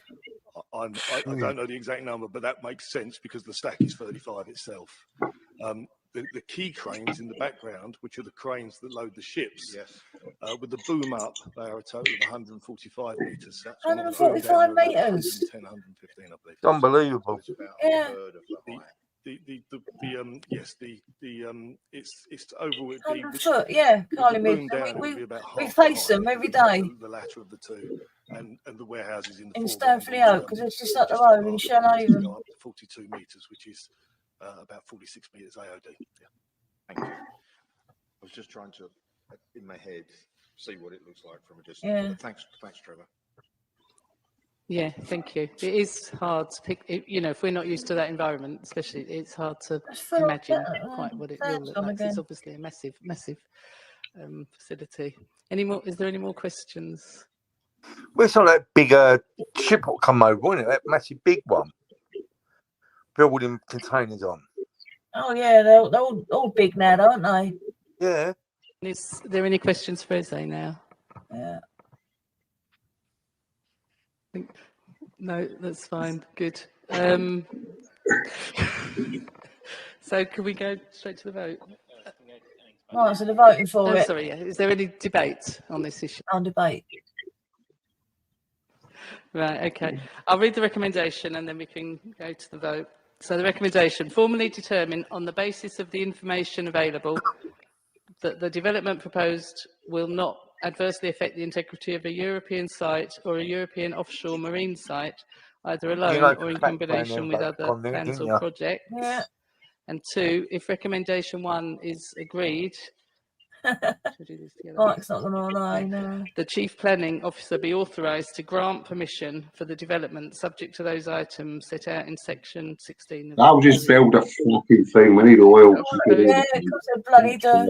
Councillor Green, seconder. Need oil, Councillor need Cherry. oil. All those who agree. Yeah, look at them all. Look, all got their hands up. Money, innit? Yeah. Build a fucking thing. Yeah, it's coin. So It's all about. It's all coin. business. But before we all go, I'd like to express on behalf of the committee a deal of gratitude to Julian, it's his last planning committee with us. Ah. And he's going to retire. And He's got his sure coin over the years. He's like, they're all going to be this long. So, brush of the beard. That one. You know, they got their coin, don't they? As soon as they got their enough coin, they were. Yeah. So we're It's going like to have round the more. world. It's like the fucking. I'd Don't argue see how with much council. money is in that brown envelope. Yeah, all in a brown envelope. Yeah. Oh, yeah. So I'd argue round here with council years ago. They say, no, we ain't got enough money to fill the potholes in round the road. Yeah. Right. I said, well, they went, how come your tourism department can go by Eurostar to Paris, be put up in a lovely 4-star hotel, piss it up for the weekend, God knows what other shenanigans you get into, eat good old meals, to go to a conference to be Eurostar first class back. Yeah. 12 of them, 14 of them at a time. Yeah. But you can't fill a pothole in because you've got no money. Yeah. They're using a pot of asphalt there, isn't it? It was a bit like fucking Keir Starmer. Wow. We've got free school meals, and I'm not talking about free school meals. I'm talking about that fucking pothole in a row and that 20 grand expenses trip that you've just put on for the local tourism councils. Oh, but we've invested in this library and we're going to get more investment. No, that's not the question. Big thing there, got a pothole. Why can't you afford to fill it? And that's what they do. They just coin it. All these councils do, they coin it. Everything they can coin, they coin. Yeah. This bloody ring fence thing as well, isn't it? Have you heard about that? The what? Ring fence to money, 106. That's what Thurrock Council investing all in their money. They've tried to keep hold of on it. that wind farm. Yeah. Yeah, the geezer mugged them right off, didn't he? Done a portfolio like he's living the high life. Yeah, and that's the 106 money that they were supposed to be putting into that. They had to ring fence it so that he couldn't get hold of it. Yeah, but those wind farms, it's now been revealed. Those wind farms couldn't power a fucking light bulb for more than an hour. Yes. Yeah. Because we were But it's told the North Sea, ain't they? Yeah, around the North Sea. They're everywhere. They're on the island. You sit on the seafront down at Shellness. What do you see? Wind farm. Yeah. You drive right through the lower road, coming back in. We got wind farm. Yeah, my neighbour's got one. Couldn't power a fucking light bulb. Yeah, my neighbour's got a solar on his back of his roof, and we was offered it. And they turned around and went, and the generator, you could put a kettle on for one day if you want to. A kettle. Yeah, boil a kettle for one day with a great solar panel. What's the fucking point of that? Stupid. And that's what he does next 2 doors down. What, he installs them? Eh? Does he install them? No, he just had it put in about, was it 10 years ago? And he said you could have it on our roof if I wanted to. And, I bet that's a big business as well now, isn't it? Yeah. All the solar panels. It's like his wind farms. They're all put in by overseas companies, funded by the British government, who are paying probably a lot of millions of pounds. I haven't got the figures, so don't quote me. But the pay to put them in, they wouldn't fucking power a light bulb for more than fucking 10 minutes.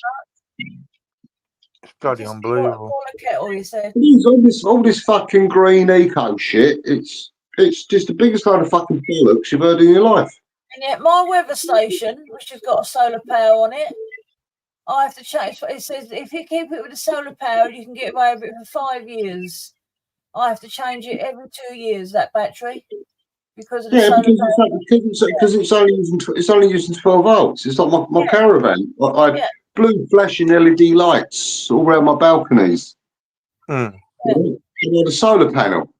But inside the solar panel, little compartment thing, there was 2 1.5 volt rechargeable batteries. So that's 3 volts. Yeah. 3 volts. Yeah. So they used to charge up during the day. They had flash blue LED, and then I had a little remote control. I could change the sequence of them flashing. So it was working off the 3 volts. Yeah. and they'd flash all night. Then they'd go flat, and the sun would come out, and it'd charge the 2 small batteries again. But you're talking about powering fucking homes with fucking wind farms. Yeah. Oh, Jesus Christ. Yeah. This ain't going to happen. And all this green shit, all this fucking global warming crap, this fucking proxy fucking that fucking Ed Miliband, that stupid fucking twat. Oh, Charlotte's local fly tipper. Look, she don't recycle. Ah. Love you, really, Charlotte. Everybody loves Charlotte. Yeah. Yeah, but Ed Miliband, we want to go to net zero. You can't get rid of carbon dioxide. You can't get rid of it. It's a natural element. Yeah. Look at the periodic table. What does it say? One of the first things on it. CO2. 1 carbon atom, 2 oxygen atoms. Yeah. And that's it. It's CO2. You can't get rid of the fucking stuff. Bloody stupid. You can't get rid of it. You can't get rid of CO2. Everyone goes, oh, CO2 emissions, CO2. No, but look at it. Break it down. C. That's 1 carbon atom. O2. And we're not talking about the telephone company or the concert place up the road that costs a lot of money to get to. It says O2. So that's 2 oxygen atoms. And that is it. That's what CO2 is. It's carbon dioxide. Carbon dioxide, CO2. Yeah. It's not just carbon. Carbon is just C. And carbon's in everything. Yeah. I mean, you take an old shirt out that you don't like, put it in the back garden, set light to it. What do you get left? Yeah. A black mess. Black. Oh, Your hands get black. Charlotte's Carbon. posh takes it to the tip, like how you chuck it down the roadside. Yeah, fly tips it. Down the country lane. Fucking does. Down the country lane. Nobody's looking. They want 12 quid going to tip. Down the country lane. Yeah. Nobody's looking. Fuck it. Get it out. Get it out. Yeah. That's why I see it all in Chatham, don't you? Chatham. Yes, well, Charlotte tips it. It's not Chatham. Come on, you Essex fans. It's not Chatham. It's Chatham. Chatham. Well, just remember, they come in Chatham, but arrive in Rochester.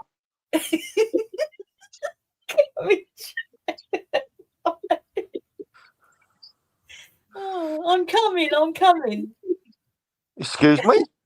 Yeah, that's what it is, isn't it? Have you heard that one? He said he comes in Chatham and arrives in Rochester. Yes, the girls. They come in Chatham but arrive in Rochester. So it does say coming in Rochester then. Oh. Yeah, but the trains are always late in Chatham. But they're on time in Rochester. Yeah, even Charlotte's coming now. Look. Just saying. Yeah. Fucking old flood. Watch Just out. saying.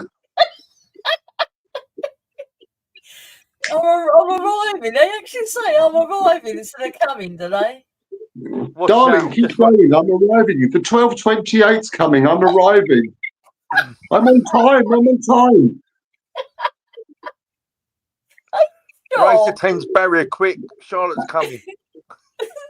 Are you sure, Glyn? Come on. I am sure. Fucking lived it long enough.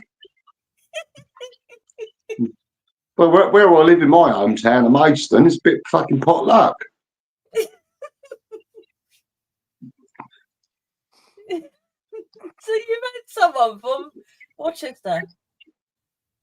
It's Rochester.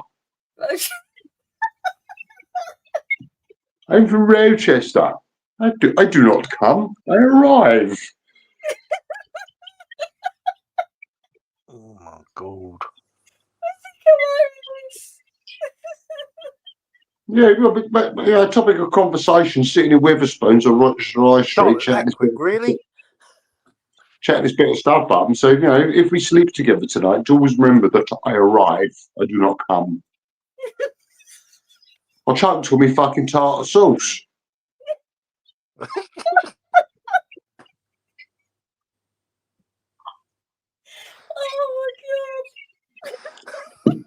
Oh Charlotte, me? I'm innocent. I mean, that night I was trying to get a condom on with my right hand. I was trying to get the train timetable out with my left hand. I was trying to check the last arrival that night because I thought she's got to arrive tonight. Because I can't do an early morning departure. Oh, stop it. Oh, bloody hell. I'm crying here. All my glasses are steamed up. So I'm going like 10 to the dozen, like with the little LED light on. Like, what fucking, is it London Bridge? Or is it fucking, no, it don't come from London Bridge down here, does it? That's the Sittingbourne line, Sittingbourne line. That's the wrong fucking train service. Oh, darling, keep going. I shall arrive shortly. Arrive? I haven't fucking departed yet. I'm still going through the fucking timetable.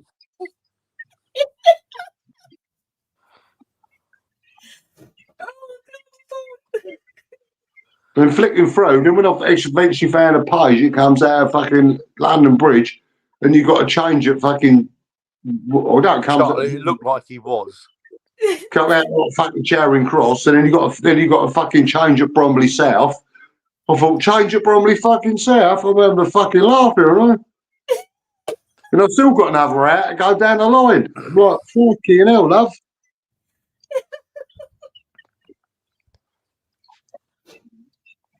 Just saying. Oh, yeah.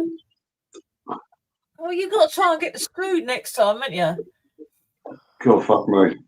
Like you were on the fucking London Underground, they'd be saying mind the gap. Oh, Strood. Yeah. Yeah, I can get Strood quite easily. It's only one train, so it's all right. Oh, all right. Yeah, I'm going to get on at Mason Tower. Get on at Mason Tower. Get the bus to Chatham and walk over. Come on, I'll meet you at Chatham. Oh, no, I mean you fucking Chatham. You saw that video earlier you put up. Yeah. Because I think down the road to me. If I get to Rochester, instead of going to Strood, I could go back the other way and I'll meet you halfway in Chatham. At the Pentagon. I'll meet you at the Pentagon. Oh, fucking hell. Where are you? Fucking America? The Pentagon? Thought you were flying to America, Glenn. Stop that. The Pentagon? You ever been to the Pentagon? Yes, I got the bus there. Fuck me, did you get out alive? Oh, Yeah. Clearly you did. Did you sustain any near fatal injuries or anything like that? You got bent over on the steps. On the steps, yeah. I didn't step backwards, no. Yeah. Oh dear. Oh my God. Yeah, the Mudway towns Mudway, oh. always had a reputation, always will. Yeah. Amazing, isn't it? Went down there. Yeah, we went past the is it the 299 you go, your one, in it? Your road? 249. Yeah, 249, that's it. Yeah, 299, that's the standing way you have to go down, right down the A2 to pick 299 up. Yeah, must be 249 then, yeah. Yeah, but well, we get to that out. It's 229 if you was in Mudway. Oh no, you was Canterbury, weren't you? Yeah. Oh, no, so you'd gone A2. You'd gone A2. Yeah, we went over the bridge, Mudway Bridge. Mudway Bridge, yeah. Yeah, which is the M2, and you'd gone straight on the A2, all the way down the A2, keep going, and then you'd have picked up the 299, yeah, Thanet Way. It's called the Thanet Way. Got you. We used to call it the Fanny Way. You were joking. Oh, Yeah, this was good. Very well. yeah. Oh, Go I'm down saying nothing the about go down the fannies. old Fanny. Oh yeah, Fanny Way. Then you pick the A20. You go down to 299. Then you pick the A28 up to Story Road, and that'll take you into Canterbury. Yeah. Yeah, it's good. Yeah, it's all right down there. And then you can go through the other side of Canterbury, come out through Story, which is another bit of Canterbury. And that takes you then down towards Romney Marsh. Oh, Ashford Way down to Romney Marsh. yeah. Yeah, the buses went to Folkestone, Dover, Hythe. Yeah, go, yeah, we'll go around from there. Yeah, from Canterbury, Yeah. University towns as well. Yeah. Oh, yeah, as I said, they all think I bloody know Kent. I don't bloody know Kent at all, so. Yeah. Yeah, but you're an Essex bird. You should know Essex. I know I should, but I don't know Essex either. Okay, no, it'd be no good as a fucking tour guide, would you? Oh, exactly. Don't know nothing, no. Yeah. See, if I was a tour guide, I'd pick them all up in Maidstone, get them on the coach, take them over, take them over Mudway, kick them all off. Charlotte, take care. Yeah, take them all Charlotte. over. Yeah, Charlotte's going, yeah. Good night, Charlotte. Nice to hear from you. Yeah. But if I was a tour guide, I'd pick them all up at Maidstone with my white shirt, my red tie, and get my microphone out. Good morning, ladies and gentlemen. Welcome on board our ship service to Mudway. And in Mudway, there's Chatham. Drop them all off in the coach park in Rochester, put the mic down, get them all off the coach, say to the driver, "You all right, mate?" He go, "Yeah." So, right, I'm off. Fuck off to Witherspoons and get a pint. Yeah. Is there spoons in? Oh, yeah, down the other end, isn't it? Yeah, top end. Rochester. Yeah, there is a top end, yeah. Yeah, But it's down was Castle. yeah, I'll go over the bridge to Strood. Yeah, Chatham. No, Rochester. Sorry, it's not Chatham, it's Rochester Bridge. Yeah. Yeah, I'll do that. If you straight, you've only got to take your chances across the main road. Mind the drink and drug drivers running the red lights. Yeah, seen that. And if you survive that, then you've only got to go left turn, and then cross the River Mudway.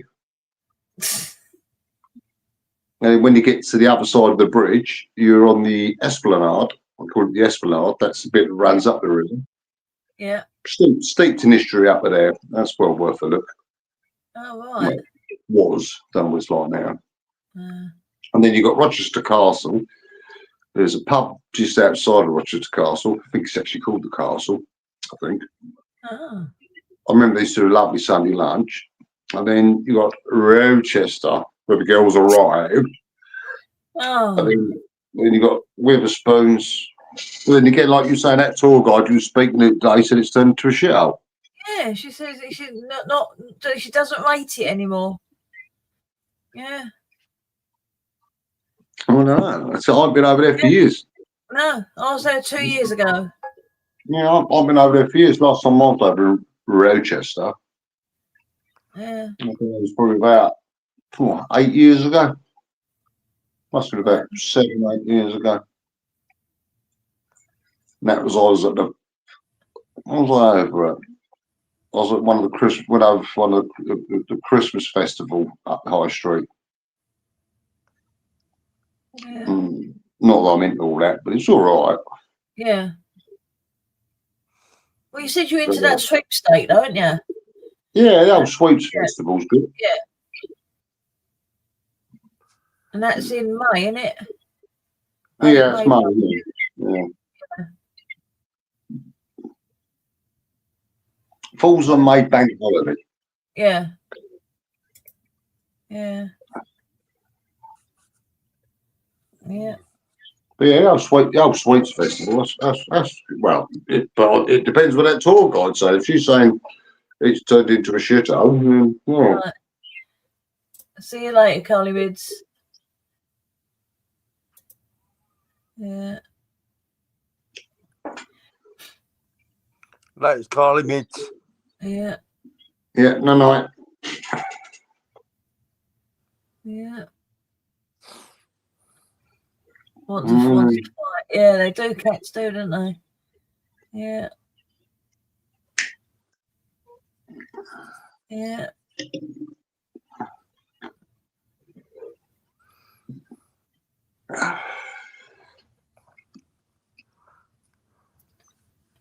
Yeah, so what happened with that fire in East Tilby then, Rebel? It's the second one. Second one? Well, it went up Yeah. again the other day. Oh, God. That's not the one where they want to put the new houses on, though, is it? It's the actual recycling centre. That bit. Oh. Yeah, the old paper's cool, like, isn't it? Paper, Okay. plastic. Yeah, fucking nightmare it was. Yeah. Yeah, I can't believe they want to get rid of that Bowser, though, in Corringham. That's been there since the 40s, isn't it? When they put it in for the station. That's what they want to do. But yeah. they're trying to make Grays go to Allsit. You're joking? If there's a fire down in Grays, the only station you're going to be getting nearest to anywhere, South Rockenden. Yeah. Like, because you know what it is? Because you got Allsit, you got Basildon. They're the main stations. Yeah. For Allsit, they can get down the A13 easy. Yeah. So can Basildon. Yeah. Grays can't. Well, Grays can, but that's can't Hog Lane, all that area. It's fucking nightmare. Exactly. Yeah. So, yeah, bloody stupid. It is. Yeah. Yeah. The plan is they want to put the water bowser down at Allsit. Yeah. And have a retained fire engine, actually, like a whole time fire engine in Corringham. Yeah. Which would be a good idea. Mm.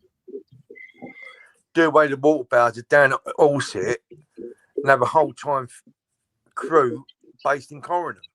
Yeah. Then that can back up Basildon. Because it is at the moment, it's retained firefighters down there. That's right. Yeah. It's like in Kent.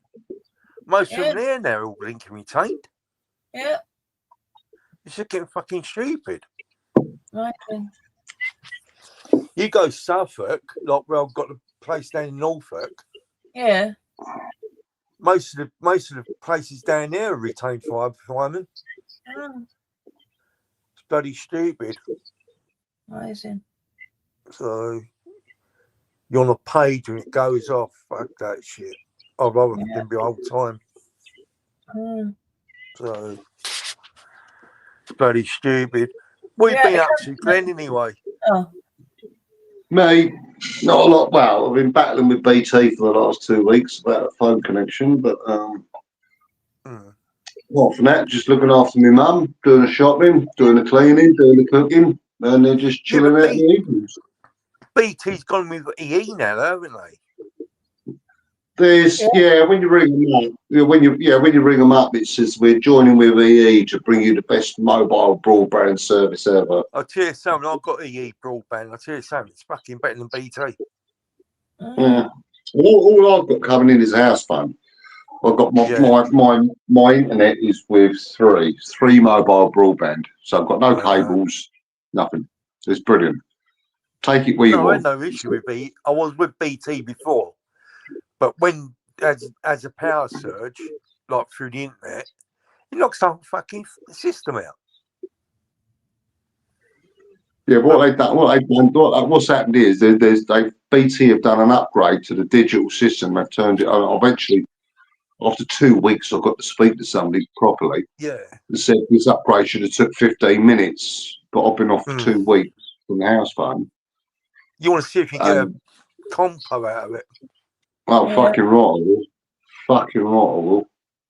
Well, there's something going on, and oh, fucking nightmare. Every fucking day, BT. The worst thing now is because it's coming up with Christmas. When they put me on hold, I'm sick to fucking death of listening to Mariah Carey. I don't want enough for Christmas. What annoys me, Don't you you fucking think start. you're phoning England, you're not phoning fucking Bangladesh. No. Yeah. It's fucking like, that's all I get. Mariah Carey, fucking Wham, fucking Yeah. Last Christmas, I shacked you up. Please, I'm like there, like tears rolling down my face, saying, "Will someone please answer the phone to me? Because I can't stand listening to Christmas songs anymore." BT Holdings, it's all Christmas songs now. Yeah. So you're gonna get. Yeah, like getting that. Just but that's gonna fuck me on. Well, apart from that, not a lot. Yeah. Not really a lot. Not as much as I want to do. I'd love to just get down to the beach, get my rods out, and do a bit of fishing, but can't get down. Can't drive. Can I? So, No. Bloody pain in the arse, isn't it? yep. So yeah, me too bad. Just chill out. Just chill out. Just have to find some stuff to listen to on YouTube. Out. Yeah, I've got to sort it out. I've had more important things to sort out of the caravan. Okay. Yeah, sorting out getting my mother's phone on so the doctor can call her is more important than going. Has she got one in lifeline systems there? No, I haven't got one. He's a lifeline. Mum, I'm just saying, if Glenn went out and you had the lifeline system in there, because your mum's like registered disabled, they've got to put that in there ASAP. Yeah. That line, because it disrupts the actual alarm system. Yeah. But if you had the alarm system, they put 2 lines in, so it can't be interrupted. Yeah. Yeah, so I can make outgoing calls, but we can't get incoming calls. Right.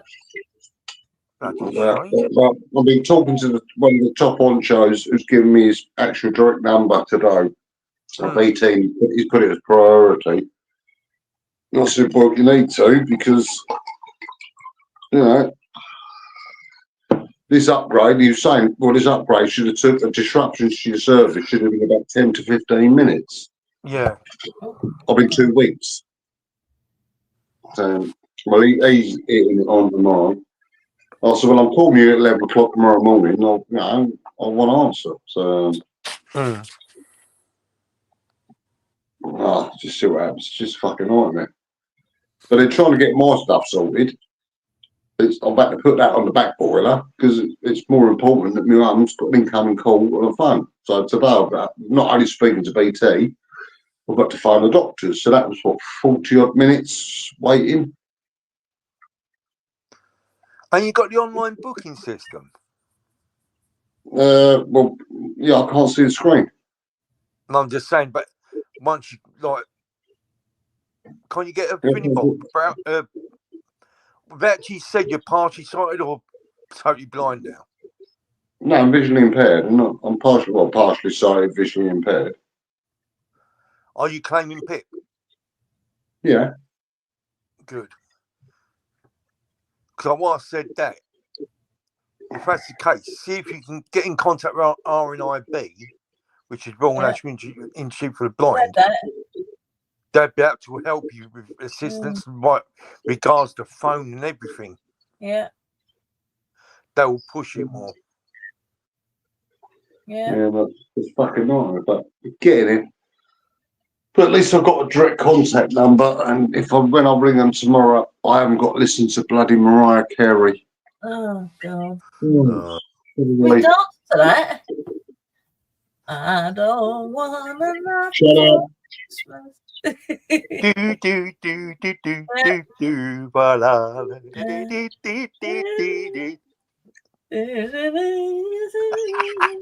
Yeah, that's what we do. Yeah. And I was like, please, I was just like, please answer the phone.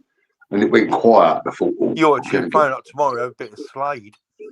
Oh yeah, definitely. I thought, So what? here it is, Merry Christmas. Yeah, get that one. No. Oh, What are you doing God. with Christmas this year, Lisa? Nothing as usual. Just sitting at home with Not even a Dave. Christmas dinner? No. McDonald's possibly. Wait. McDonald's don't open Christmas. Well, you know, or a packet of crisps then. Oh my God. Why you book up? You should have booked up a fucking pub or something. Nah. No, I'm doing Christmas. I'm doing Christmas dinner. Yeah, it's all bleeding chicken and flipping turkey, innit? Oh. Yeah, yum yum. No, you can have different meats. Nah. You don't have to have turkey if you don't want it. I know, but not me. Oh. Yeah. Well, I've spoke to my local Aldi, the manager at my local Aldi today. Yeah. Down this morning, he said, right, you let me know what you want. And he said, let me know the date you want. He said, I'll make sure I've got it ready for you so you can just come and collect it. So you haven't got to go around the shelves looking for it. No, that's good.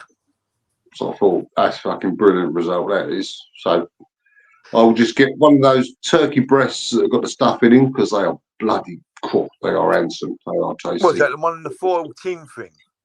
That's the one. Yeah, it comes in some foil tins. You ain't got to bother. Yeah. And I'd won them, well, last couple of years I've had them off of Aldi, and they've been, I'll tell you what, bloody succulent turkey cough, and the stuffing's been like chestnut stuffing. It's like beautiful.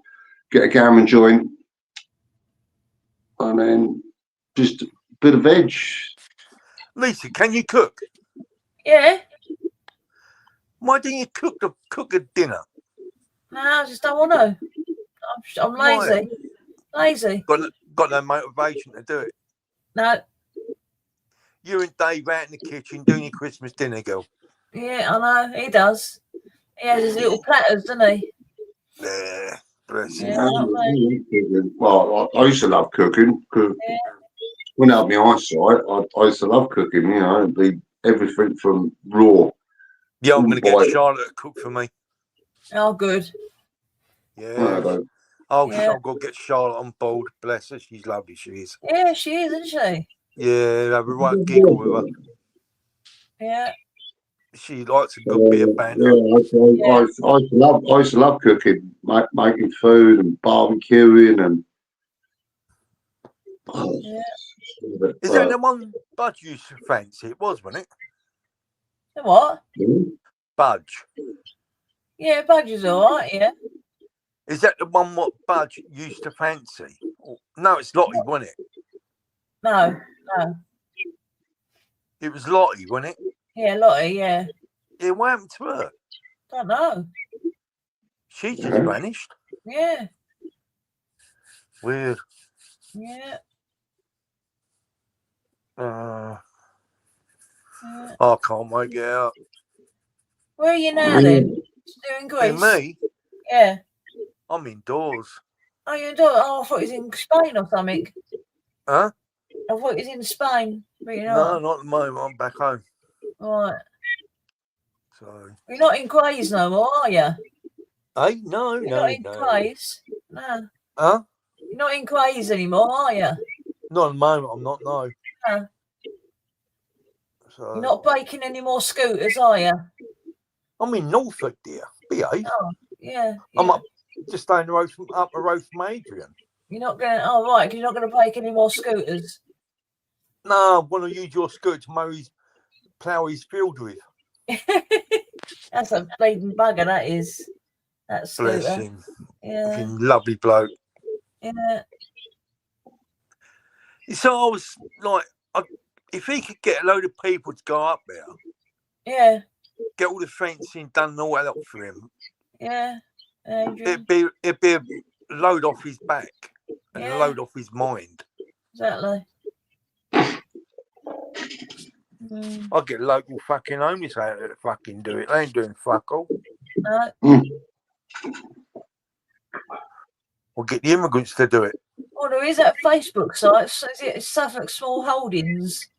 But Yeah. they don't do stuff in his area. Are you joking? No.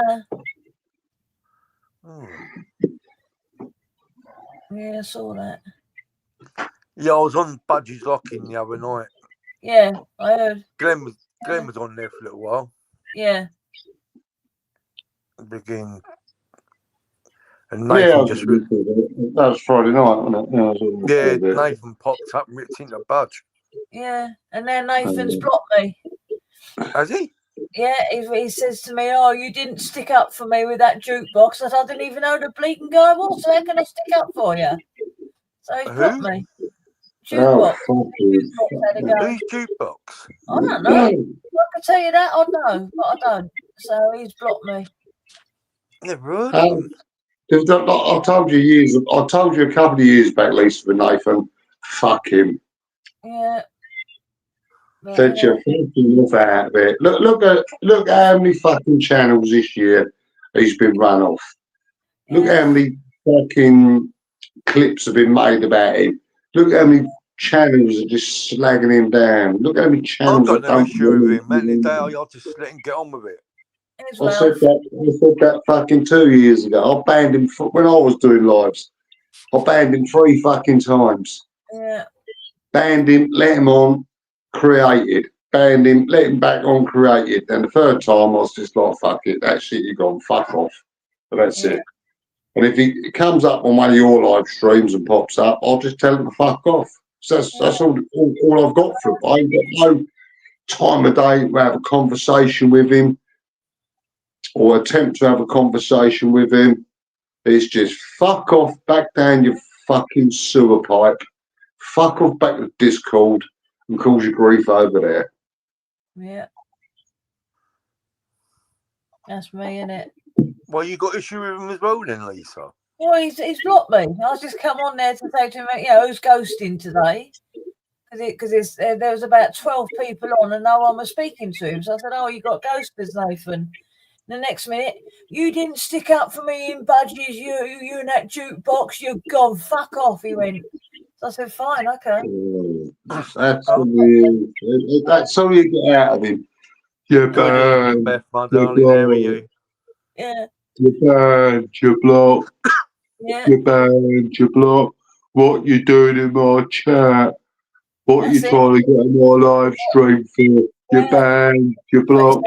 You can have 24. You can have 3 days, and it's like it's like a fucking broken down gramophone fucking record. You're banned. You're blocked. No, that's what I fucking entertained. So I fucked him off out of years ago. So the other night he came up when we were on that Saturday night he came on. Just fucked him off out of it. Get down your fucking sewer pipe. Fuck off back to Discord. Have your aggro over there. I don't even know this He don't hardly go on jukebox is. Discord now, though, does he? Eh? He doesn't hardly go on Discord now. He's got his own Discord, hasn't he?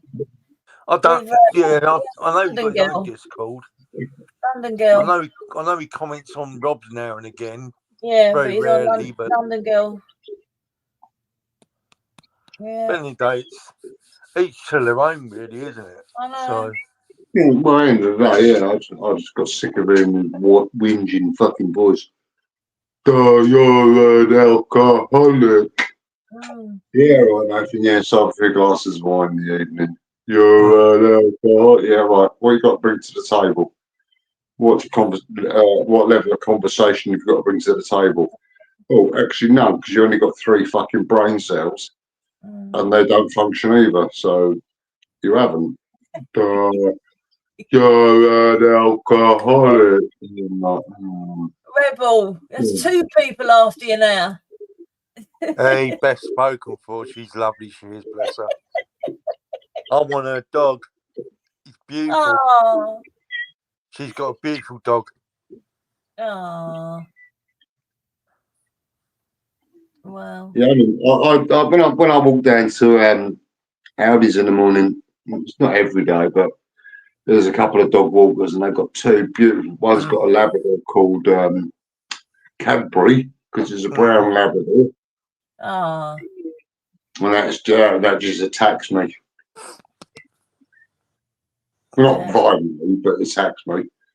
And What's happened to Dave Llewellyn? Do not know. I He know just vanished, didn't he? Yeah, he went on to another, and Mike West as well. But then again, you got Crazy Lady Jane in, haven't you? Mike's gone somewhere. I don't know where he's gone. I think they've all gone to that other channel with an R. Can't remember it now. There's another channel. Yeah, but Yeah, but the Labrador is actually, and I'll get the black Labrador called Bryn, named after the Welsh singer. Ah. Yeah, because Mike used to be on Bastion Radio, didn't he? Yeah, exactly. Yeah, he used to be, yeah. Remember listening to him. Yeah. Yeah, but he disappeared off of that. No, they disappeared. Both of them disappeared off of YouTube. He's on He went abroad, didn't he? Did he go to the? He went. Went to live Hungary. abroad. Hungary. Yeah, he went to Hungary, Mm. and then the last I heard, he had to return. And then after that, never heard from him since, or seen him since. Yeah. Our Angry just said Mike's on X last time he heard. Yeah. Oh, thanks for that, I Angry. don't use X. I don't use it very often. Well, I don't use it at all. I use it for if somebody sends me a link. I could listen to your voice all night long. You know that. Her voice is to die for. Oh my God. Oh.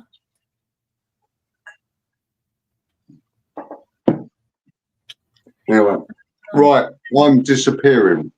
Right. You're buggering off, right? Yeah, right. We'll head off then. Fucking good, isn't it? Yeah. You're fucking off. No looking. No. Nah, so not tonight. Okay, guys. Take care all. Yeah, take Yeah, it easy. I'm going to just to take easy and knackered. It's bedtime. It's bedtime. Beth, I love your voice. Shut up. So, take it easy. See you all later. Bye bye. See you later. See you later.